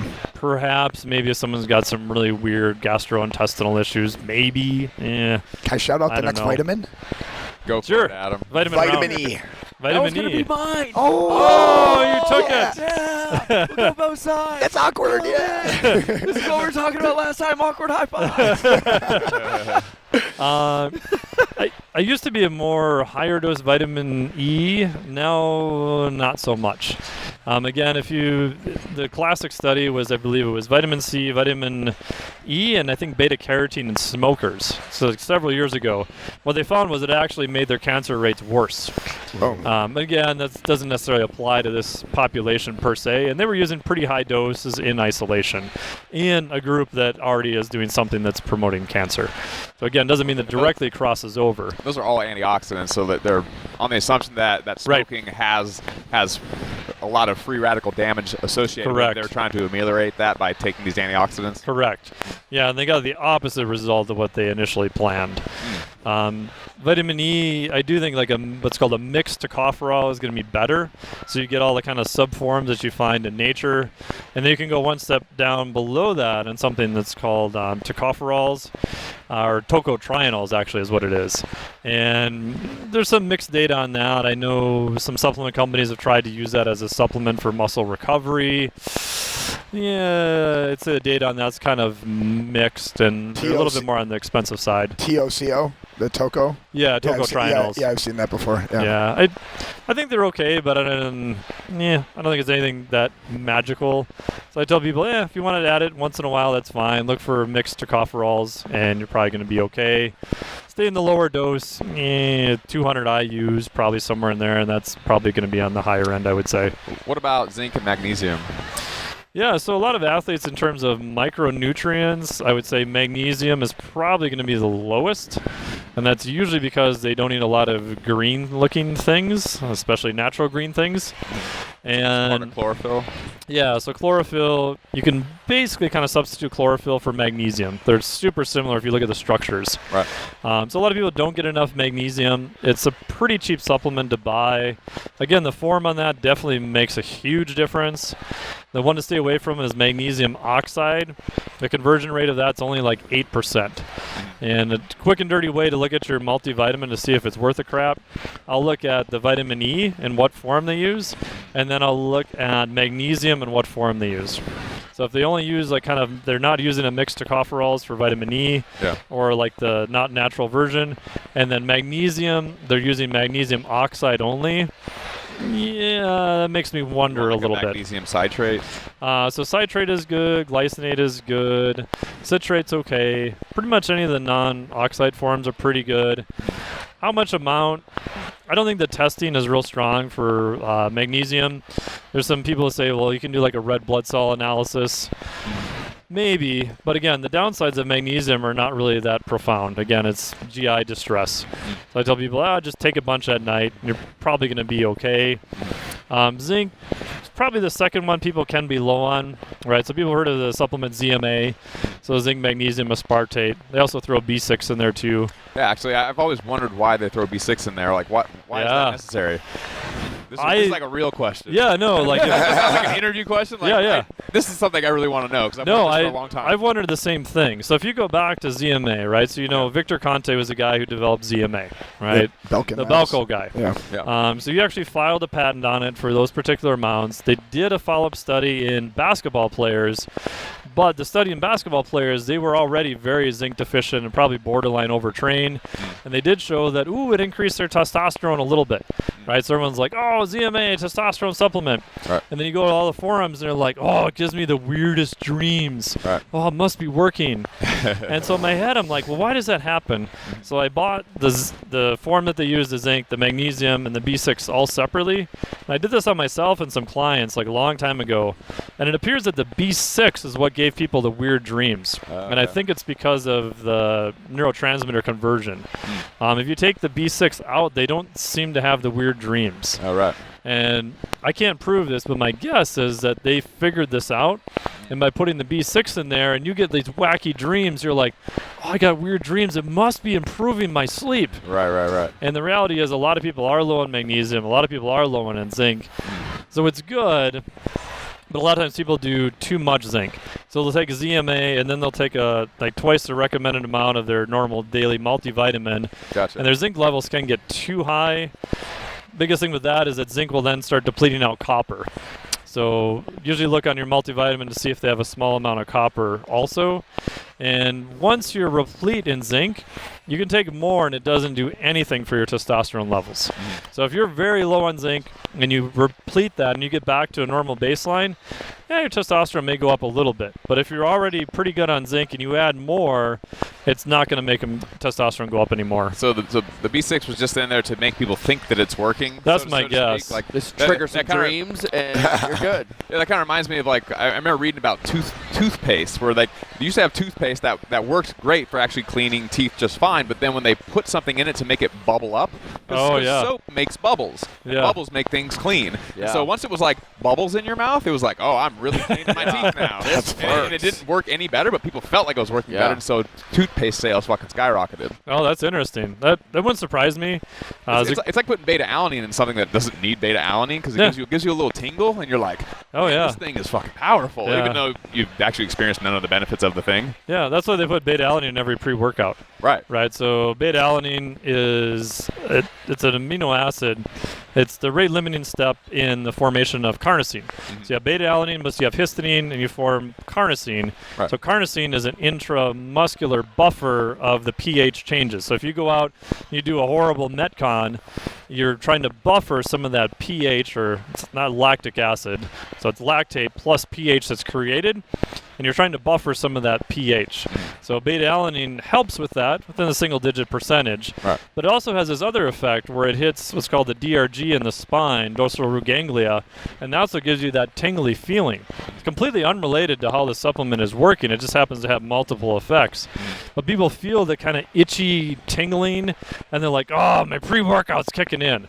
So a lot of times I put 3 grams in pre-workouts. Now I know why. The first time I remember crawling through your Yeah. veins. Oh, yeah. Like, it's got to be working. I never had anyone give me an explanation for that. Yeah. Like mentioning the dorsal root ganglia piece, like Yeah. it being the rate limiting step in the production of carnosine and intramuscular buffer and the whole deal. Yep. Like I feel like that's really common, but no one ever mentions why you actually tingle. Yeah, that's why. And what's interesting, if I remember correctly, it doesn't happen in Koreans. There's a genetic thing where Koreans don't have that effect. So what I've tried to do, and if anyone creates a supplement, send me some money or whatever. But I think if you can create like extra. Yeah, a long-acting beta-alanine, I think that would be a pretty good seller. Because the rate-limiting step right now, it appears to be the total dose that you can take. So if we could give you, say, 100 grams of beta-alanine and you wouldn't feel like you're going to itch your face off or have any other issues, it appears that you may be able to saturate the muscle much faster. Because the hard part now, like beta-alanine, you need about 6 to maybe 9 grams, at least 6 grams per day. Right. But some people get itchies at like 1 gram. I can get you, 1 or 2. Right. My brother, the first time he ever went to take beta-alanine, he went and bought it, and then he was like looking at it and couldn't figure out how much to take. There wasn't a scooper in there. And so if you ever seen a beta-alanine scooper, it's like a 1 gram Yeah, it's scooper. very It's small. very small. Really tiny. It's like 1 gram. And my brother, not knowing that it was going to be, because what other supplement has a 1 gram scooper? Like nothing. Nothing. Yeah, everything has like a 5 gram at like a minimum. Yeah. And so he just grabs this like a teaspoon or a tablespoon spoon, like a kitchen spoon, like he'd fucking eat soup with, and just goes, I think he said 2 of them. 1, 2. He probably had 20 grams, which like I have no interest in ever even attempting this to see what it would It's like feel a form of torture. That's like laying in insulation, like jumping into a pile of insulation and asbestos. He just said his whole body was on fire, and he didn't know what the fuck was happening. Because I didn't even tell him that he was going to tingle. He didn't even know that was coming. That was like a trick we would do on our friends when we'd first recommend beta-alanine. It would be like, don't tell them about the tingles. I love that there's like an entire company, like PSN, like just made an entire business You're like out of mouth. like just the itch. Oh yeah. Or if you've ever taken too much niacin, like the flush. The flush. I did that once. I was testing a supplement. I was an idiot. They sent it to me in the mail. I'm like, sure, I'll try this. And I'm like, oh my god, I'm like it, and it turned red, and it feels horrible. And I look at the back, and it went niacin. I don't remember the amount, but it was astronomically high. And I'm like, Well, I know a guy who was doing a bodybuilding show, and so he was taking niacin before he went on stage. Yeah. And just like someone who's like never had a pot cookie before, and they eat it, and then like 60 minutes later, they're like, this isn't working. They're like, Take might as well eat more. another one. And then like 5 minutes later, it kicks in, and they're like, oh As shit. soon as you like, swallow this is gonna it. be so bad. Yeah, you're like, that was a bad idea. Same deal for him. He was like, fuck, I didn't take enough niacin. I got to be on stage in a second or whatever. no. And then took some more, and then like 10 minutes later was just like overwhelmed, and then just kept getting worse and worse. And he was like the whole time just like trying to hold his shit together in front of like a big audience. And those lights are bright. I mean, you're like, it's like, That guy's awful red. It's gonna pop. you start turning purple. There's like those bodybuilders that you can see took too much, and they literally have the purple tone to their skin. You're like, that's a lot of niacin. it doesn't look so healthy. No. Can we dig back into vitamin B? Because there's a whole lot of numbers attached to those, and B12 is like a really big one. Yeah. And I feel like I've heard B12 as like an answer to Everything. a host of problems across the spectrum, and have no real idea of who's telling the truth and who's just feeding me something. Dude, B12 It's like shots are coconut such oil. a big profit center for people. Like, do we need B12 shots? Maybe if you're And people on if we're not steroids are also vegetarian, do we need supplementing B12 with it. shots? Like, you go ahead. probably don't, from what I've seen. If you're super We just low, shut them all down. They're Yeah. all lying. yeah, if you're super low, is that a way to get you back to being sufficient? Yeah, does it work? Sure. But again, with most multivitamins and other types of micronutrients, once you're at a sufficient status, adding more doesn't add more effects, right? Because people think, oh, linear, if I was this study on deficient rats, it works for them, I'll take 3 times the amount and I'll get 3 times the effect. It's like, no, it doesn't work that way at all. The group that I do see that it works a lot in is people who are vegan. because there isn't really any good vegan sources of B12 per se. I mean, it just doesn't show up in their diet, right? Because it's primarily from animals. There's a couple studies showing that if they have, I think it was heel pain or Achilles tendon issues, that may be a hallmark for some B12 issues, especially in vegans. But what does B12 even really do? Like, why do you need it at all? Yeah, so a lot of the B vitamins are used in pretty much all the energy cycles, from your Krebs cycle to energy transport chain to all those different things, and each kind of have their own role, but they also should be taken as a complex, because they all have their own role. That if you take way too much of one, you may start depleting out the other ones, because they're all being run through these same processes together.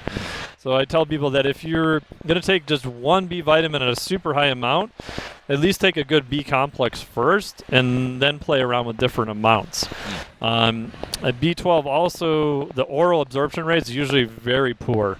So if you start getting into like much higher amounts, you'll look for something that's a lozenge, but the FDA, they can't really tell you to leave it in your mouth and let it dissolve, because it enters what's called the buccal layer through the mouth, because that's a different delivery mechanism, which the FDA kind of frowns on. So a lot of times you'll see it'll B12, it'll say, leave in your mouth and let dissolve, right? And that's probably a better way if you are deficient to get much higher levels. So why are B12 shots advertised in so many places? Is that because it feels very medical and so you can charge a lot of money for it, or you actually need any type of like actual injection? I think it's probably the first part, right? And it's hard because there is, so if you take an injection of B12, is that a legitimate way, if you were super low in B12, to get you back to being sufficient status? Yes. Then the second part of your question, does that mean all these people wandering around are just like super low levels of B12? Probably not, right? And then there's some theories that if you're really, really high levels in B12, it's going to help your energy and you're going to feel so great. Yeah, if you're deficient in B12, isn't it similar to being anemic? It's very similar, yeah. So again, if you go back to vegetarians, the first thing I'll look for them is low iron and low B12. Those are probably like the first two things I'm going to look at, and especially if it's a woman. So if it's a woman who's a vegan, I'm going to think, oh, thyroid may be kind of goofy, and iron's probably going to be low. You're probably going to be very low in B12. Yeah. How would you, as a fitness person, even know that? Just look at what they eat, right? I mean, if they're not consuming any type of meat, which by them being vegan would be true, and they're not taking any type of supplement, they're going to be pretty low. So I'm assuming in part you said women, because if they're menstruating, they're losing blood. Yeah. Blood has iron as a part of the hemoglobin, that's a part of their blood, so they're losing iron on a regular basis where guys would not be. Right, and the heme version of iron, which shows up in like red meat, is much more absorbable than other forms of iron. Right. So by the virtue of them not consuming that, and they've got a monthly blood loss, they're probably going to be low. Guys tend to be, especially lifters who eat a lot of red meat, their iron can actually be too high. So if your iron level gets super high, it starts becoming a pro-oxidant and starts to have almost the opposite effect then. Right? Kind of what, it's not the best analogy, but I call them, it's like internal rusting, right? You have all these pro-oxidant effects going on. The only way to get rid of that, if you go in and find out that you are, is donating blood. So donating blood will actually kick your iron levels back down. Gotcha. Is it not just a blood loss, but maybe a blood gain? So my wife is pregnant, and clearly there's a lot more blood created, blood volume is blood higher. Volume, and they have told her to increase B12 and iron because she's like whatever level of anemic thing going on. Yeah. Is it any changes in blood flow or blood volume, or is it just the loss? Is there some correlation on either side of that scale? Yeah, I don't know with pregnancy, to be honest. We'd have to look to see if she was low before she was pregnant. We do know that if you're low and pregnant, that, it's something you would want to fix sooner than later. Yeah. Doug, you got a big question here. Didn't even know that we were going to have a second break. I was totally caught off guard. I thought we were about to shut it down. Well, I had to go to the bathroom. I'm happy that we didn't, though, because I have more questions. So we talked a little bit about vitamins and minerals. What about other phytonutrients, polyphenols, astaxanthin, anthocyanthins, resveratrol, like that whole category? Yeah, so there's some very good research on a lot of them, and like we were talking in between the break is Some of the ones I wonder about, so like turmeric is very popular now, and for very good reason. Oh yeah, I take turmeric pills. Yeah, and it works really well if you've got high inflammation. If you also look at some of the better formulations, there's pretty much a lot of them on the market now. They have usually black pepper or something that's going to basically change what's called the cytochrome P450 pathway. It basically makes the turmeric or that compound, whatever they're using, more bioavailable. It actually messes with the liver's ability to detox that pathway. So if you want more bioavailability there, that's actually a really good thing. If you've got super high amounts of inflammation, it works very, very well for that. But I also wonder if you look at nature, if we should be kind of bypassing some of those pathways all the time. I think it's probably useful for a specific thing, but if you've got super high levels of inflammation, the next step, you can use that to try to control them, but still try to figure out why your inflammation level's super high. Resveratrol is kind of similar. Bioavailability on it's just not really that good. The human data, I think, is kind of hit or miss. So there's some pretty impressive animal data. Other polyphenols, like some of the things in green tea, very useful. There's a couple... EGCG, is that one? Yeah, EGCG. There is a rat study showing that EGCG in high levels may not be the best for your liver. I haven't really seen that done in humans yet, but again, that's not anything you're going to get from drinking green tea. You'd have to take a supplement, and I don't remember the exact dosage, but it was like really, really high. Right. Another one that I find interesting, as you mentioned, is astaxanthin. Astaxanthin is a bright red coloring. You can find it like in crab shells. It's actually made as a supplement from a specific algae type plant that's red. They extract it from there. And early animal work on it was like super impressive as a natural way of increasing the body's use of fat. And what it does is it messes with one of the enzymes in there. It's the CPT1 enzyme, so carnitine palmitate transferase 1. It allows that to be more available. It doesn't get downregulated as much, so your body can then shove more fat through the carnitine pathway into the mitochondria. So in some of the rat studies, they showed huge increases in swimming endurance. They put them in a little thing and they measure how long they could swim.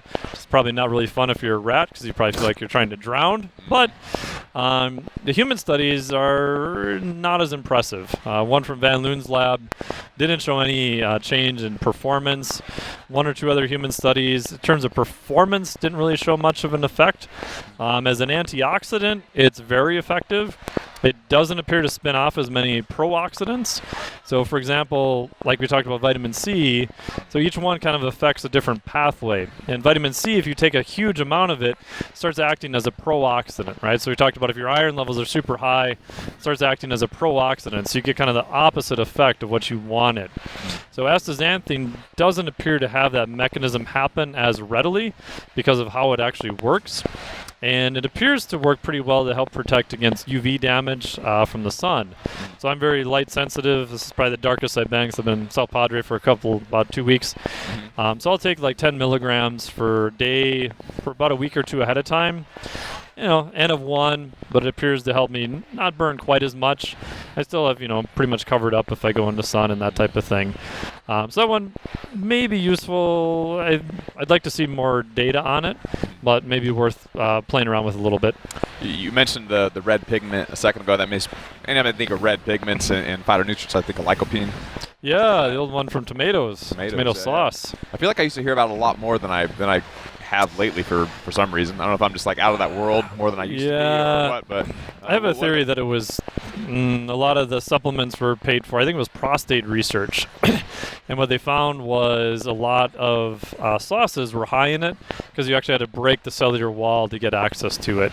One of the little kind of dirty insider secrets you find is that if you're, let's say, theoretically, a manufacturer of cherries, and you get rid of a lot of cherry skins or byproduct, it's your incentive to try to figure out, could we sell this to a supplement company and maybe they could find something useful with it. Totally. It's like cheesemakers and whey protein. Which that's exactly where that came from. Yep, they used to literally throw gallons and thousands of gallons every year of whey protein down the drain because it was a byproduct of the cheese manufacturing. It's like a big liquid that comes off. If you have to go. Like I've been to the Tillamook Cheese Factory many times. Yeah, I've been there too. Yeah, it's a dope place to go if you've never been to it before. That's great. And you can see all the way, just like running off as a liquid. They just dry it out, and you got protein. Yep. Protein powder. Yeah, so a lot of times those things I think can be beneficial, but I'm always a little weary of looking at disclosures on studies and who funded it. And if all the studies are only from the same funding source, it doesn't automatically mean that it's bad.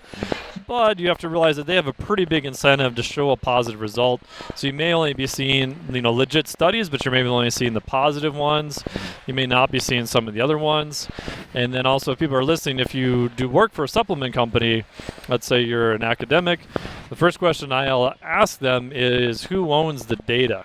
So if you were to contract me to work for your supplement company, many times it'll say that you still own the data. So if I do it thinking I'm going to get a publication out of it and you own the data and the study doesn't show positive, you're probably going to keep the data and not necessarily publish it. Right. Again, that doesn't happen all the time, and you will find some companies that have research that it wasn't necessarily positive that's still out there. But I always wonder if there's two studies and they're like super positive, maybe it's a good thing, but I always like to see that then verified by someone who doesn't have, any disclosures in that area. Mm-hmm. What about something like anthocyanins that are in blueberries? Yeah, there's some pretty good data on that, especially with kind of blood sugar regulation. And it's Smart ass. These guys are just sitting over here just like, what's going on, is he Eddie? talking about? It's just a blueberry. It's a blueberry. I'm not thinking about that. I just like the taste of it. Delicious. I love blueberries. You're going to ruin it Hey, for me. blueberries. Yeah. But there's pretty good data. What's your new diet? I just don't eat anything.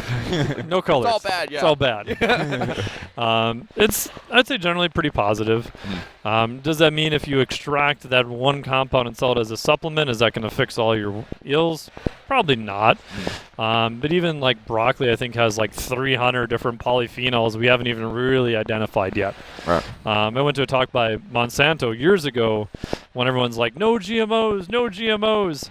So Monsanto was trying to figure out a way by kind of sort of doing other things that were not really genetic altering to get like sulforaphane levels higher in broccoli, but still make it quote unquote natural, right? So they're still trying to modify foods and try to increase one particular compound. Yeah. I don't know. That makes me a little nervous. Again, I don't think it's bad, but there's probably a reason all those other compounds are in there too, right? If you go back to vitamin C, right? So we isolate vitamin C and give it to you in a super high amount without all the other bioflavonoids and other compounds. You may see some downsides for that. Again, generally safe, but we're not at the point where we even know what all the interactions are yet. So to take a tangent real quick, like speaking of research and GMO, like what does the research actually show for GMOs? Because it seems like most people just kind of feel like it's a bad idea to modify food without really having any understanding of what actually is wrong about it. Like, what is it actually going to give me cancer? Is it going to, like, am I going to have liver failure because I was eating genetically modified corn versus regular corn? Like, I've never really heard a good rationale other than that just doesn't seem like a good idea. Yeah. Right. I don't really know, to be honest. I haven't looked at a lot of that literature in a while, so I don't know the specifics, but if it's been out there long enough and consumed at a high enough rate, which it probably has, especially looking at things like corn and soybeans, I don't think we see anything that's overtly detrimental, right? Again, does that mean something may happen 10, 20 years down the road? Maybe, Yeah. but then you get into whole agricultural processes, and you get into, well, is it really that much more efficacious to have GMO products? I've heard some people say yes, some people say no.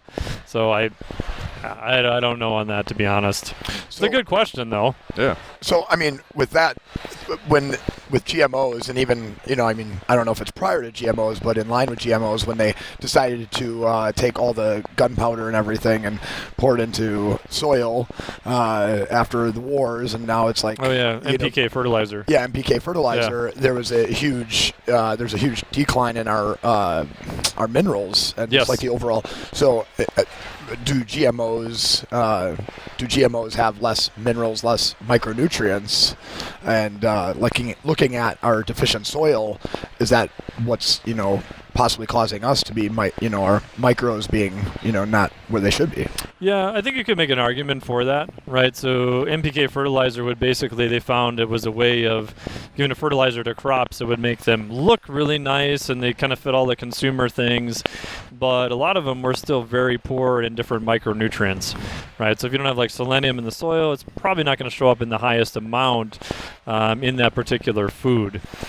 How much of that does that matter? I don't know, right? Because if I look at most dietary intakes of the average American, it's like, they're not even eating broccoli. Right. So is the broccoli they're eating not so good? Is that their problem? Probably not. Now, could you argue that the broccoli we have now versus the broccoli of 20 years ago, is it different?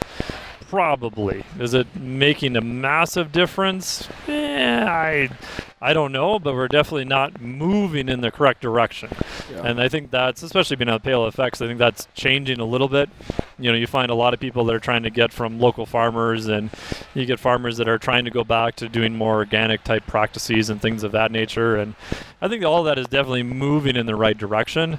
The hard part is, can we say exactly how much of an impact that's having? I don't know on that part. When we think about general or overall qualities or volume of micronutrients that we get, I think about Dr. Terry Wall. Yeah. And her journey through, I believe it was MS that she had, having like full-blown MS, can't walk, in a chair, really having just a very, very poor quality of life. If you haven't seen the TED Talk, you should very much go and watch it. It's an incredible story.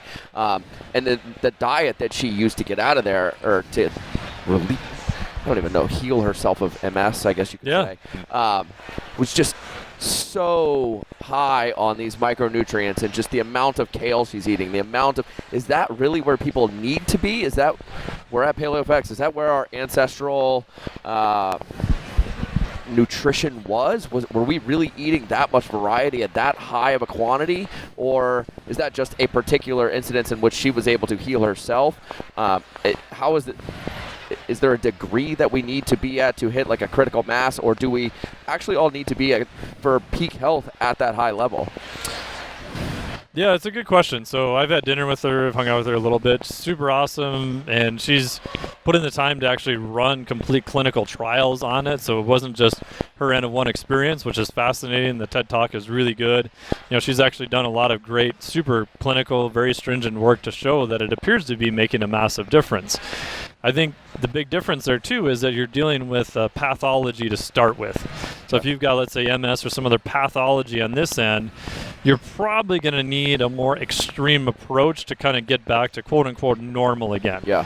Right. So you can make an argument for maybe if you have type 2 diabetes, maybe ketogenic type diet may be very useful for that. Right. It's a very extreme approach, but you're on the physical extreme end due to the disease that you have, or TBI or things of that nature. Does that mean that if you're a normal, quote-unquote, athlete, do you need those same amounts? Probably not. So I like to have a wider variety and not as super high amounts of each in particular one. Then if we go back to, we talked about metabolic flexibility, I think that the human body is the most adaptable organism we've ever found, right? You can find humans in Alaska, you can find them, South America. You have just massive climate differences, massive different things that they eat, from the Inuit to the Catawbans that eat mostly carbohydrates. And you can find healthy people in both of those areas, eating kind of the standard diet. So I think the physiology is very adaptable. And there is a minimum within there that we need to meet. The really messy part that's super hard to answer is, well, where is the optimal range, right? So I have this little joke in almost all my presentations that if you came into my lab and said, hey, I'll give you $2 million to tell me what the optimal protocol is to train for CrossFit. I don't know. It could be this, could be this, could be that. But if you came in and said, hey, I've got protocol A and protocol B, and this subset of athletes, I need you to tell me which one is better. Okay, over a period of time, I can tell you which one is actually better. Yeah. So optimal is the one thing we can never really answer, but we can answer, okay, is this better than that? And that's almost a never-ending thing, right? Yeah. So if you keep doing that, you get closer to this kind of mythical optimal. And to add into that, we're starting to get to the point where we can figure out what's better for each individual. right? So whether that's, genes or some other things, we may find that some people do better, and I've seen this in athletes. Even in the same sport of athlete, I've seen some athletes do better on higher carbohydrates, and I've seen other athletes do a little bit better on higher levels of fat. And we know that those probably vary based on their metabolism and different things of that nature too. Is there a thing that happens inside someone's body? So you mentioned TBIs, and I wish I could remember the doctor that's working on this for people that are working with PTSD. Yeah. And they're using hormone replacement therapy to balance what's going on inside so that they can actually process things better as their like a functioning system. Sure. If somebody is suffering from some sort of pathology or a TBI or whatever it is are they unable to process these micronutrients, and is hormone replacement therapy something that kind of helps these processes along, or are there other things that can help the system the body, function better? Yeah, so a little bit I know about TBI. So I'm a faculty member at the Carrick Institute, so they do a lot of functional neurology work. So I'm doing the exercise physiology program for them, which is out now. But I've had a lot of interactions with a lot of neurologists. Dr. Schmo is one of the guys in Minnesota, is probably one of the top functional neurology guys for a lot of TBI stuff. And the little bit that I know, it appears that if the brain has this massive injury, that depending upon what areas of the brain get injured, you'll see all sorts of different effects, right? So not every TBI is the same as the next one. So they'll work to try to figure out, okay, what system is not working the same? And maybe if you've got pituitary issues or something like that, maybe for a period of time, we need to get your hormones back to a normal level to give your body the capacity to heal, to do some type of therapy, and then maybe you can kind of come off them at another point. So I think it depends upon what system is not working as well. And we're doing a much better job now of looking at even something like that years ago we'd say, oh, that's just a brain issue. Well, now we know that it's a whole body issue that just happens the brain is the thing that got injured, right? So treating the whole body to figure out what is the best way to do that. Sometimes maybe using a ketogenic type diet then, because we know that the brain's ability to use glucose at that time, because of the injury that happens, a lot of times that system just gets wrecked. So maybe we give it ketones or another type of fuel source to use to kind of bypass that broken machinery to get everything working better, so they can do some of the therapy, so they can actually then feel better. And then once they're better, back to where they want to be, maybe we can then kind of cycle back down and change their diet, or maybe pull them off the hormones, maybe they have to stay on. But I think we're doing a better job of looking at the body as a whole. Yeah. What do we need to do to get this function back, and not necessarily looking at just this one little area, kind of trying to treat everything as a whole system. I have another real question for you. So, as opposed to a fake question. No more softball questions. I have a real question I'm actually really curious about. So earlier you mentioned that B vitamins help out with aspects of your metabolism. So if you have many steps in the process of breaking down food and creating physical energy, through glycolysis, Krebs cycle, and your electron transport chain, a lot of those steps are mediated by enzymes, and those enzymes are dependent on cofactors. A lot of times those cofactors are vitamins and minerals and other things. So if enzymes really are the key to we'll call it for the time being a fast metabolism, why do more people not potentially sell maybe consumables, maybe not, depending on how they react in the stomach, but sell enzymes that help with the rate limiting steps of different portions of our metabolism? Yeah, it's a good question, and my limited understanding is I don't think they make it into the system. Yeah. Right, I don't think they make it, even if you could enterically coat it to get it past the stomach, right, I don't think they get absorbed through the gut wall intact. That's what I say, consumables might not be a good thing. Enzymes are proteins usually digest really well in the stomach, of course. What about injectables or anything else? Possibly, I don't know. There's been some stuff with proteolytic enzymes that maybe help break down food, and the theory is that if you take them in between meals, they can maybe help increase those amount of enzymes that help the protein turnover in soft tissue. There's some data on that. I've taken a little bit of that. Mostly help with my liver numbers. Yeah, OUS data. Possibly. What about like lipospheric or something? Could that be? Yeah, there's all sorts of delivery mechanisms you can use to get it past, but then even once you get it to the right system, does the body just tear it down for raw materials? Let's, for example, like if we go back to the beta-alanine, you could take carnosine, and what the body does is it will increase muscular levels of carnosine. But how it does that is it takes the carnosine, it breaks it down into beta-alanine and histamine, and then basically reassembles it on the other side. So it's the beta-alanine that was the rate limiter, and if you just give that, carnosine levels go up. Right. The other one they've tried for a long time is, similar related to your question, is ATP. Right, well, shit, your whole body runs on ATP. Right. Well, you've got low energy. Well, don't stop drinking caffeine, bro. We'll just give you more ATP pills, right? Right. And there is some formulations of ATP, but they don't appear to increase the ATP at a cellular level. It just doesn't seem to make it through that whole process. If they gave you ADP and a phosphate supplement? Possibly, but the only way we've been so far for supplementation being able to get around that is by looking at intermediates, right? The most famous one is creatine monohydrate, right? So creatine then works as a donor to help increase that phosphogain system, right? So that 10 seconds or less energy system. Right. Beta-alanine, again, is kind of in the middle. They've tried pretty much every other intermediate known to man. Not really that great. Pyruvate was a big deal for a while. Ribose was a big deal for a while. I really want someone to create a lactate supplement, like for legitimate, like a lactate supplement, because I think that will actually make it through the gut, and I think that'll actually be used as a fuel. But everyone always laughs at me every time I say that. So someone's going to do it. I know someone's going to do it. Do you remember the I EAS? feel like that's really a logical thing to say, though. I've had a chemist run the PKA. I've had everything done on it. Yeah. The only other rate limiter is Cytosport. If you're listening, they own the patent on one version of it. But they use it, of lactate. Yeah. But they use it in such small amounts, it probably doesn't have an effect. It has a horrible PR agent because people think lactate, makes them sore and all these other horrible things. It's just not true. All right. But I think as a sports supplement, in theory, it should work really well. George Brooks's lab uses lactate infusions by IV to get back to post TBI issues, to use that as an alternate fuel for the brain.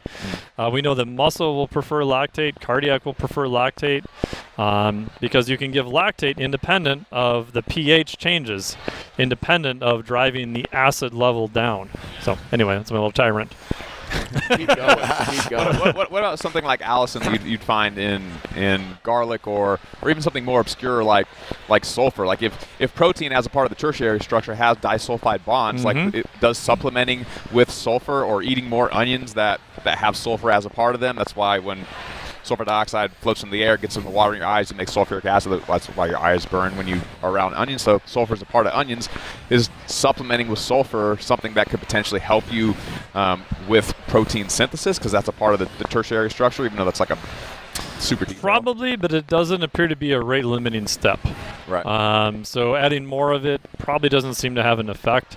There is some data on garlic with immune system. So garlic is really good antibacterial, antiviral. And a tip is take the garlic and cut it in very, very small pieces and then leave it sit for about 10 to 15 minutes. The compound you want, the anisone that you mentioned, has to react with oxygen in order to be formed on the garlic. So you have to cut it, leave it sit exposed to air for about 10 to 15 minutes, and then consume it. Okay, I didn't know It that. keeps everyone away from you, too. So if you're sick, it works great for that. You mentioned the antiviral thing. So, like a lot of people that when talking about coconut oils and other MCTs, if you're looking at lauric acid, it converts and makes monolaurin, which is supposed to be an antiviral thing. Like, what does that even really mean? Like, what is an antiviral? Like, that's a portion of your immune system? Like, Yep. Yeah, so your immune system is always constantly, we basically have kind of bacterial and viral, which are kind of two different camps. And your body's always fighting these things off. It's just kind of boosting that system a little bit, right? So for example, the classic thing is if you get sick, your immune system goes kind of what people consider down, but some parts of your immune system go up, right? So if you have looking at white blood cells and things like that, your immune system feels down, but your body is upregulating all these other compounds to try to clear out the quote-unquote invader. So other things that can help facilitate that process, looking at things that are internal to that. So what does your body use? So glutathione being a main one that's used in a lot of those processes. And to get back to your question about adding it as a I'm supplement. going to come back to glutathione in a second, too. Yeah, but I was going to say getting back to it as a supplement, again, it doesn't appear to make it through the gut. And there's some other stuff where you can put it in, like you were saying, a different form, liposomal form. The data on that, what I've seen, is kind of mixed. And I've tried it, and like my HRV scores and everything else would tend to go up. But then when I went off of it, it went back down again. So in my head, I'm thinking, okay, I'm kind of just placing this Band-Aid on it, and it kind of helps for a period of time. But how can I upregulate the more basic functions of that so that my overall function is higher, and not try to put all these little Band-Aids on everything? So the glutathione piece, like that's one of your body's like most powerful endogenous antioxidants. Correct. Like, is that something that I don't know if I've seen it as a supplement, and or is there any value on potentially trying that as a supplement? I've only had people use a liposomal form in periods of super high stress when we're purposely just beating the crap out of them and overtraining them, or if they have a really bad travel schedule. But even then, I've only used that for short periods of time. Recently, I've had better luck with athletes doing that with like reishi mushroom extract. Again, it's completely anecdotal, but reishi's got some pretty impressive data in humans. So I've stopped using glutathione and used that about 1 or 2 weeks beforehand, and then through the period of their intense training and the week after, and then I'll kind of cycle off of it at that point. And that seems to help a little bit better. I used lipospheric glutathione probably for like 4 years. Oh, okay. It was actually one of the first supplements that a company that I was with actually came out with at the time, and it was so awful, the taste. Yeah. They finally I think I know which company you're talking about. So they ended up changing it to a pill form at some... Yeah. Don't talk about it. Yeah. It's like more... The early forms tasted horrible. Yeah, horrible. But I since, in the last 2 years, I did switch to reishi, and I felt the same Cool. positive effects without the awful taste, and a lot more natural in, so many senses. Yeah, and if you look for good reishi, it's more expensive, and you could do an iodine starch test. So take iodine, and if it turns black, it's probably not real reishi. And real reishi is very, very bitter. So if you get real powdered reishi and it's not bitter, probably not legitimate, because there's a study in Nature showing that the vast majority of reishi supplements on the market are probably not legit. I get it in a tincture form. Yeah, that's a good way too. Yeah. The tinctures will still be a little bit bitter. Yeah, for sure. Here, I have another it's not a nutrient specific question, but I feel like people just talk about trans fats all the time. I feel like lately I haven't really heard much about them. Everyone kind of just accepts them as something you don't want. But a long time ago, like 10 years ago, someone was talking to me about during the formation of trans fats, you take unsaturated fatty acids, you put them through a hydrolysis reaction, so you're adding hydrogen, pressure, H2 gas, and you're adding a catalyst like we were talking about earlier to help with that reaction speed. And for those reactions, you need platinum, palladium, or nickel to help catalyze those reactions. But nickel, as an example, and all the other ones too, they're expensive. So they cut it 50-50. They call it Rainey's nickel, where it's half aluminum and half nickel. So it's not all nickel. They get the reaction out of it, but it's cheaper because they're adding aluminum to it. But someone also was telling me that high amounts of aluminum found in your brain tissue and your gray matter is one of the things that's been correlated really high with Alzheimer's. Yeah. And so, independent of why the fats are bad for you, I don't know if there's an extraction process to take the aluminum out of all the processed foods that are using trans fats to help with their long-term storage abilities. So, do you know anything about any of that? I don't know if you do. I'm going to start asking you questions. Yeah. No shit. Yeah. The next show is Doug Larson. I'm going to ask this guy real questions I've been wondering for a long time instead of softballing interview questions. Yeah. No, I don't know, to be honest. I've heard the same thing about the correlation with Alzheimer's and aluminum. I don't know. I'd have to look up that heavy study. metal toxicity. I got on PubMed and looked at it, and I only found one study that was done in Pakistan. Yeah. And I don't remember exactly what the results were, but they found high amounts of aluminum in this population compared to decades earlier when trans fats weren't quite as prominent. Yeah, and it's tangentially related, but they did a study on these people who had amazing memories and lived super long, and they donated their brain to science. And when they dissected them, they found a lot of tau tangles and other amyloid proteins that are associated with Alzheimer's.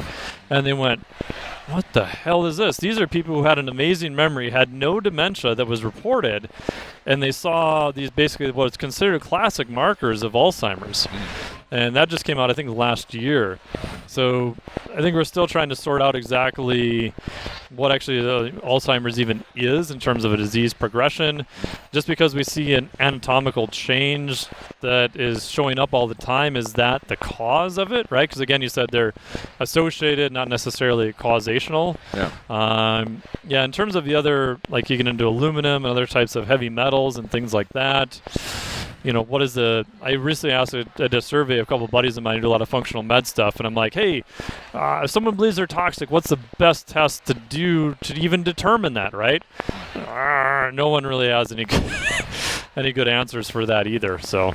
Yeah, I feel like every time I heard someone say they're doing a detox, I'm like detoxing what? Yeah, there's no anything besides tox like that's mentioned.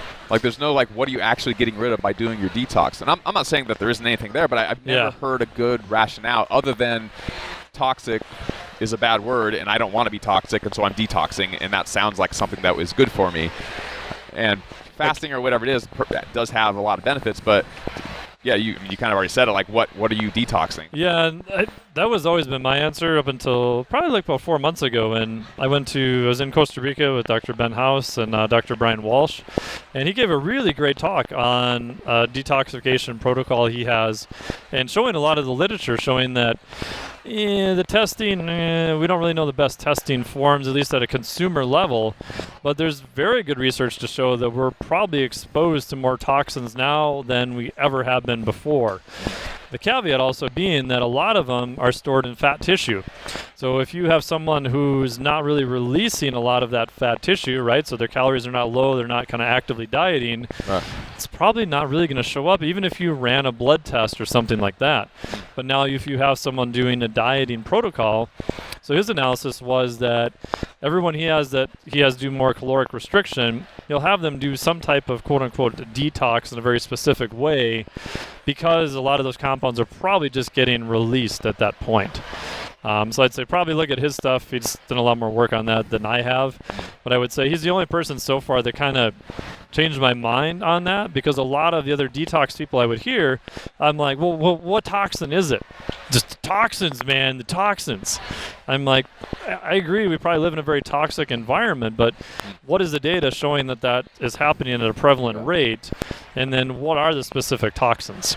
So you had a whole list of different, endocrine disruptors and other ones that has been shown in the literature that most likely are present in the environment, are present in tissue to a high degree. You mentioned a couple times, talked about mushrooms. And yeah. I feel like the more I learn about mushrooms, it's almost like you can lump all the vegetables together, and then mushrooms kind of are their own category in this thing, and they have like a really, I don't know, more fundamental systemic approach to, or not even approach, but result in our body. What is there like a combination of mushrooms or certain types that people should be consuming regularly? Yeah, so initially I never looked at it, like I mentioned, and then Mike Bledsoe, we were together probably a year and a half ago, started mentioning Not his about mushrooms. That's different. Oh no, yeah, the really crazy ones, which is funny because at first when he mentioned it, that's exactly what I thought he was talking about. He's like, no, medicinal mushrooms. I'm like, oh, you mean the other kind? Oh, okay. The other medicinal mushrooms. The other medicinal ones. And like all things, I'm like, I gotta look at see what the research is, and the research on them, especially with like reishi and some of those, is, like I mentioned, pretty impressive. It's harder because it goes a little bit against the way that kind of Western research is done, right? So Western research is very heavily influenced by pharmaceutical. We want X compound to target only Y receptor, and we only want it to target that one receptor, but to make those type of compounds is almost, I'd say at this point, virtually impossible, because everything has some type of side effect. Where mushrooms have, I think, a lot of different systemic effects that are useful. Different types of mushrooms have probably different types of effects. I've talked to people who are at the booth here, Jeff Chilton, who runs Namix. Super knowledgeable guy about mushrooms. I actually was going to do a mushroom supplement probably almost 9 months ago now, and I had the supplier, I had everything down, and there was one study that showed that it was effective But after talking to Jeff and some other experts, you can basically take what's called the fruiting body, or the top portion of the mushroom, or you can kind of take the quote-unquote the root or the mycelium portion. And they have two very, very different properties. The fruiting body appears to have probably most of the effect, and the mycelium portion, at this point, probably not nearly as much of an effect. But a lot of times what they'll do is they'll grow it on rice, and they'll grow the mycelium portion, but they'll call it a mushroom extract, which, yeah, it's kind of true. It came from a mushroom and that type of thing. So I think the sourcing makes a huge difference. And then different types of mushrooms appear to have different types of effects. The favorite ones I like, reishi is probably my favorite. Chaga's pretty good. Chaga is actually a canker that grows on birch trees. And then there's some interesting stuff on cordyceps. It's not the super effective as people hear, right? You may have heard back in the, 20-some years ago, like cordyceps mushroom was like the supposedly secret huge. Russian herb, whatever. And yeah, those studies were, it's not For that endurance. positive. For endurance. Yeah, They talked a lot about the people climbing in the Himalayas. Right. And, utilizing cordyceps to increase their overall oxygen. Yeah, and use. the actual cordyceps that comes off of a fuzzy caterpillar is just ungodly expensive. No one can afford it. But they do have a subtype. It's called Cordyceps militaris. Does have some studies showing that it may have some positive effects. Again, like almost supplements, even when you say positive effects, you're still talking in like the single-digit percentage. Yeah. But I think even just adding more mushrooms to people's diets is probably an area I think I overlooked for a period of time. And we know like the beta-glucans, there's a very good response to those, all the different components that go into it. It initially kind of got thrown out by nutritionists, just like, there's almost no calories in them, there isn't much in them. Yeah. Right, and if you look at like the vitamin and mineral profile, it's not super impressive, but the more we look at the different compounds, like I mentioned, beta-glucans and other ones, we're finding more and more beneficial effects from them. Well, I've even seen that white button mushrooms assist in estrogen suppression. Potentially, I Yeah, haven't seen it's- that one, but yeah, it wouldn't really surprise me. Yeah, there's been some studies I've seen that had pretty good evidence with Cool. it's not dim like that's found in vegetables. But Yep. it's something within Yeah, the dim with mushroom. some broccoli, yeah. Yeah. Right on. Real quick, to what extent do you feel like we just have We not can keep going discovered? for a long time. Mike, you I'm want really to sleep enjoying over? Yeah. Come over to the house. Like you mentioned earlier that there's so many compounds in broccoli or whatever it is. Like someone told me like there's 250 different things in milk, whatever. Yeah. Like, to what extent do you feel like we just don't know what the hell is really in our food? Like, are there like, do you think there's probably like entire categories of nutrients we haven't even discovered yet? My guess is yeah, because the more I keep studying stuff, the more I'm just like, oh man, I don't even know if I know anything. Right. Because one study agrees, one disagrees, and then it's only on this isolated compound. Not to be kind of the Debbie Downer, but doing research on broccoli is just really unsexy and not that novel either. Right. It's hard to do, I think, more of the basic research.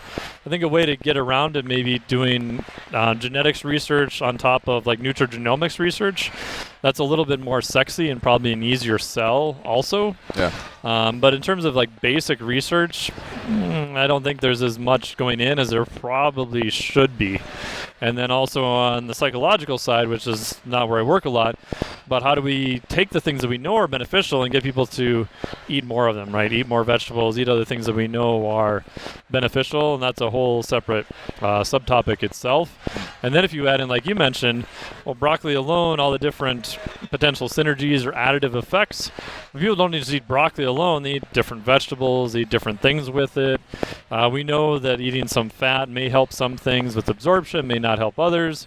Cooking may help some things, may hurt other things, so then you get into all those different discrepancies too.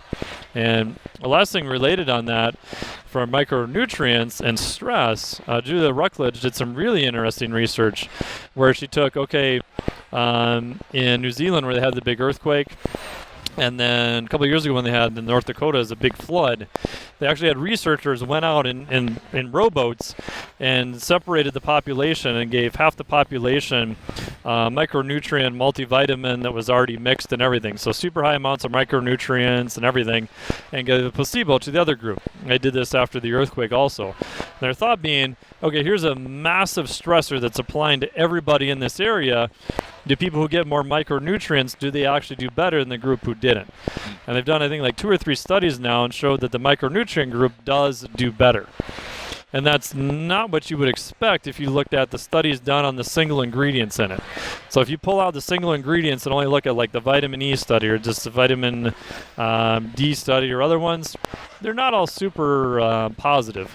So I hope that research is getting to the point where we're trying to take all these things together and look at the effects instead of trying to take this one little thing out and looking for this single factor thing of what it's affecting. Right. And that's getting us closer, back to your question, about all the different compounds that are actually in food. So it's getting us that next step closer to trying to figure that out instead of going this uber reductionist route down the rabbit hole of the next single compound that intersects the only one receptor in this subpopulation of the subpopulation. Right. It'd be kind of like isolating one movement in a training program. Yeah. And giving someone like, all you're doing is push-ups. Yeah. Does that make you a better athlete versus like a comprehensive training program, which would be like the multivitamin or the combination? Yeah. And I would add to that, if people ask all the time, should I take a multivitamin? I usually tell them yes. The data that Like it doesn't hurt and it's cheap. it's just really there was a data came out a couple of years ago that says, oh, multivitamins are horrible. It's like, yeah, not really. Yeah. You're really not going to go so far over the edge you're going to have any effects. If anything, it's probably going to be a little bit better and shore up your own diet. Doesn't appear to be a lot of big negative effects with it. Last thing on that too, Charlie Popper has presented some stuff. He's at Harvard, showing that in his patients, he's a psychologist or psychiatrist, I believe.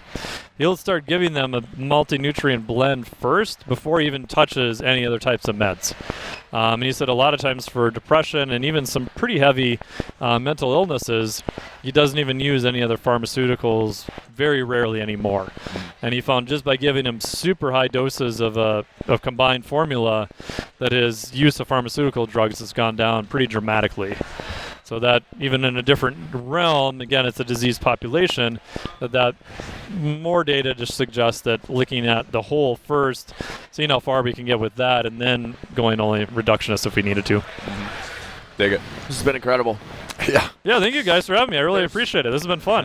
There's a few times that we get to go this long and learn so much, all with one person. So really appreciate the time. No, thank you guys. Appreciate it. Where can people find you? Yep, so 2 sites. One is just MikeTNelson.com, MikeTNelson. If they go to that forum, most of my content goes out over my newsletter, so they can be able to sign up to that on the top. The other one is I have a certification on basically mostly nutrients and nutrition approach for primarily coaches, and just go to flexdiet.com, FLEXDIET.com. Von Roth. Yo, Buddy. Yo. Damn, Tell us glad. about the energy. The energy. Well, I am so glad that I had the energy and the focus. Right? You got a That one. B12 shot during the Right. break, right? I didn't. No, I did not. No. I had some strong coffee this morning. Oh, so, that'll Time work. release. yeah, time release. Time release. Perfectly Oh. for- So basically, it's an awesome, delicious latte that mixes instantly, and it's 15 grams of collagen full spectrum protein, 150 milligrams of L-theanine, 500 milligrams of coconut water extract, 50 milligrams of hyaluronic acid, and can see then him we use building time this. release caffeine, and to elicit a long-term nootropic effect Nice. with complete with 5 grams of MCT oil. Is that So- pure energy, like time release caffeine? Yeah, it's a sustained. It's a instant nutritional energy drink. The goal is to take your morning coffee and give you all the things that you need. Less than it mixes 5 seconds, no clumps, awesome mouthfeel, great taste, and really keeps you focused, and it's really satisfying. Nice. And Awesome, delicious. Yeah. I'll get you some. Delicious. I would love Yeah, it. I love to love give it a shot. coffee. Awesome. Yeah, I got you. Yeah, check me out at Strong Coffee Company, or everything at Von Rothfelder. There it is. Doug Larson. It really is solid. Yeah. It really is. It really is, buddy. You gotta try It's it. going every morning. Right on. You can follow me everything on Shrug Collective and Barbell Shrugged, and then on Instagram at Douglas E. Larson.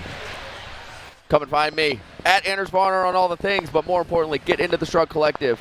Monday through Friday, brand new shows, smartest, coolest people in strength and conditioning. Find us on iTunes, YouTube, like, subscribe, share the show, leave a positive comment. We like hearing from you. I like positive comments because it helps my self-esteem, and that's low until you say something nice to bring it up. You like that? Good job, buddy. Good job, we buddy. like you. You're You awesome. did a good job. I need a positive comment. Follow us at Shrug Collective on all the social things, and most importantly, every Wednesday in your ear on the way to work. We'll see you guys next week. Shrug listeners, welcome to the Shrugged Collective Program Vault. Over the last 6 years, we've been leading the charge in online strength and conditioning programming and coaching. And for the first time in the history of the Shrug Collective, we're combining our 11 best-selling long-term and short-term accessory programs into one membership site called the Program Vault. From Olympic weightlifting to strongman, leaning out, nutrition, you name it, our 11 best-selling programs are yours for $47 a month. Get to shruggedcollective.com/vault, and you will find immediate access to our 11 best-selling strength and conditioning programs.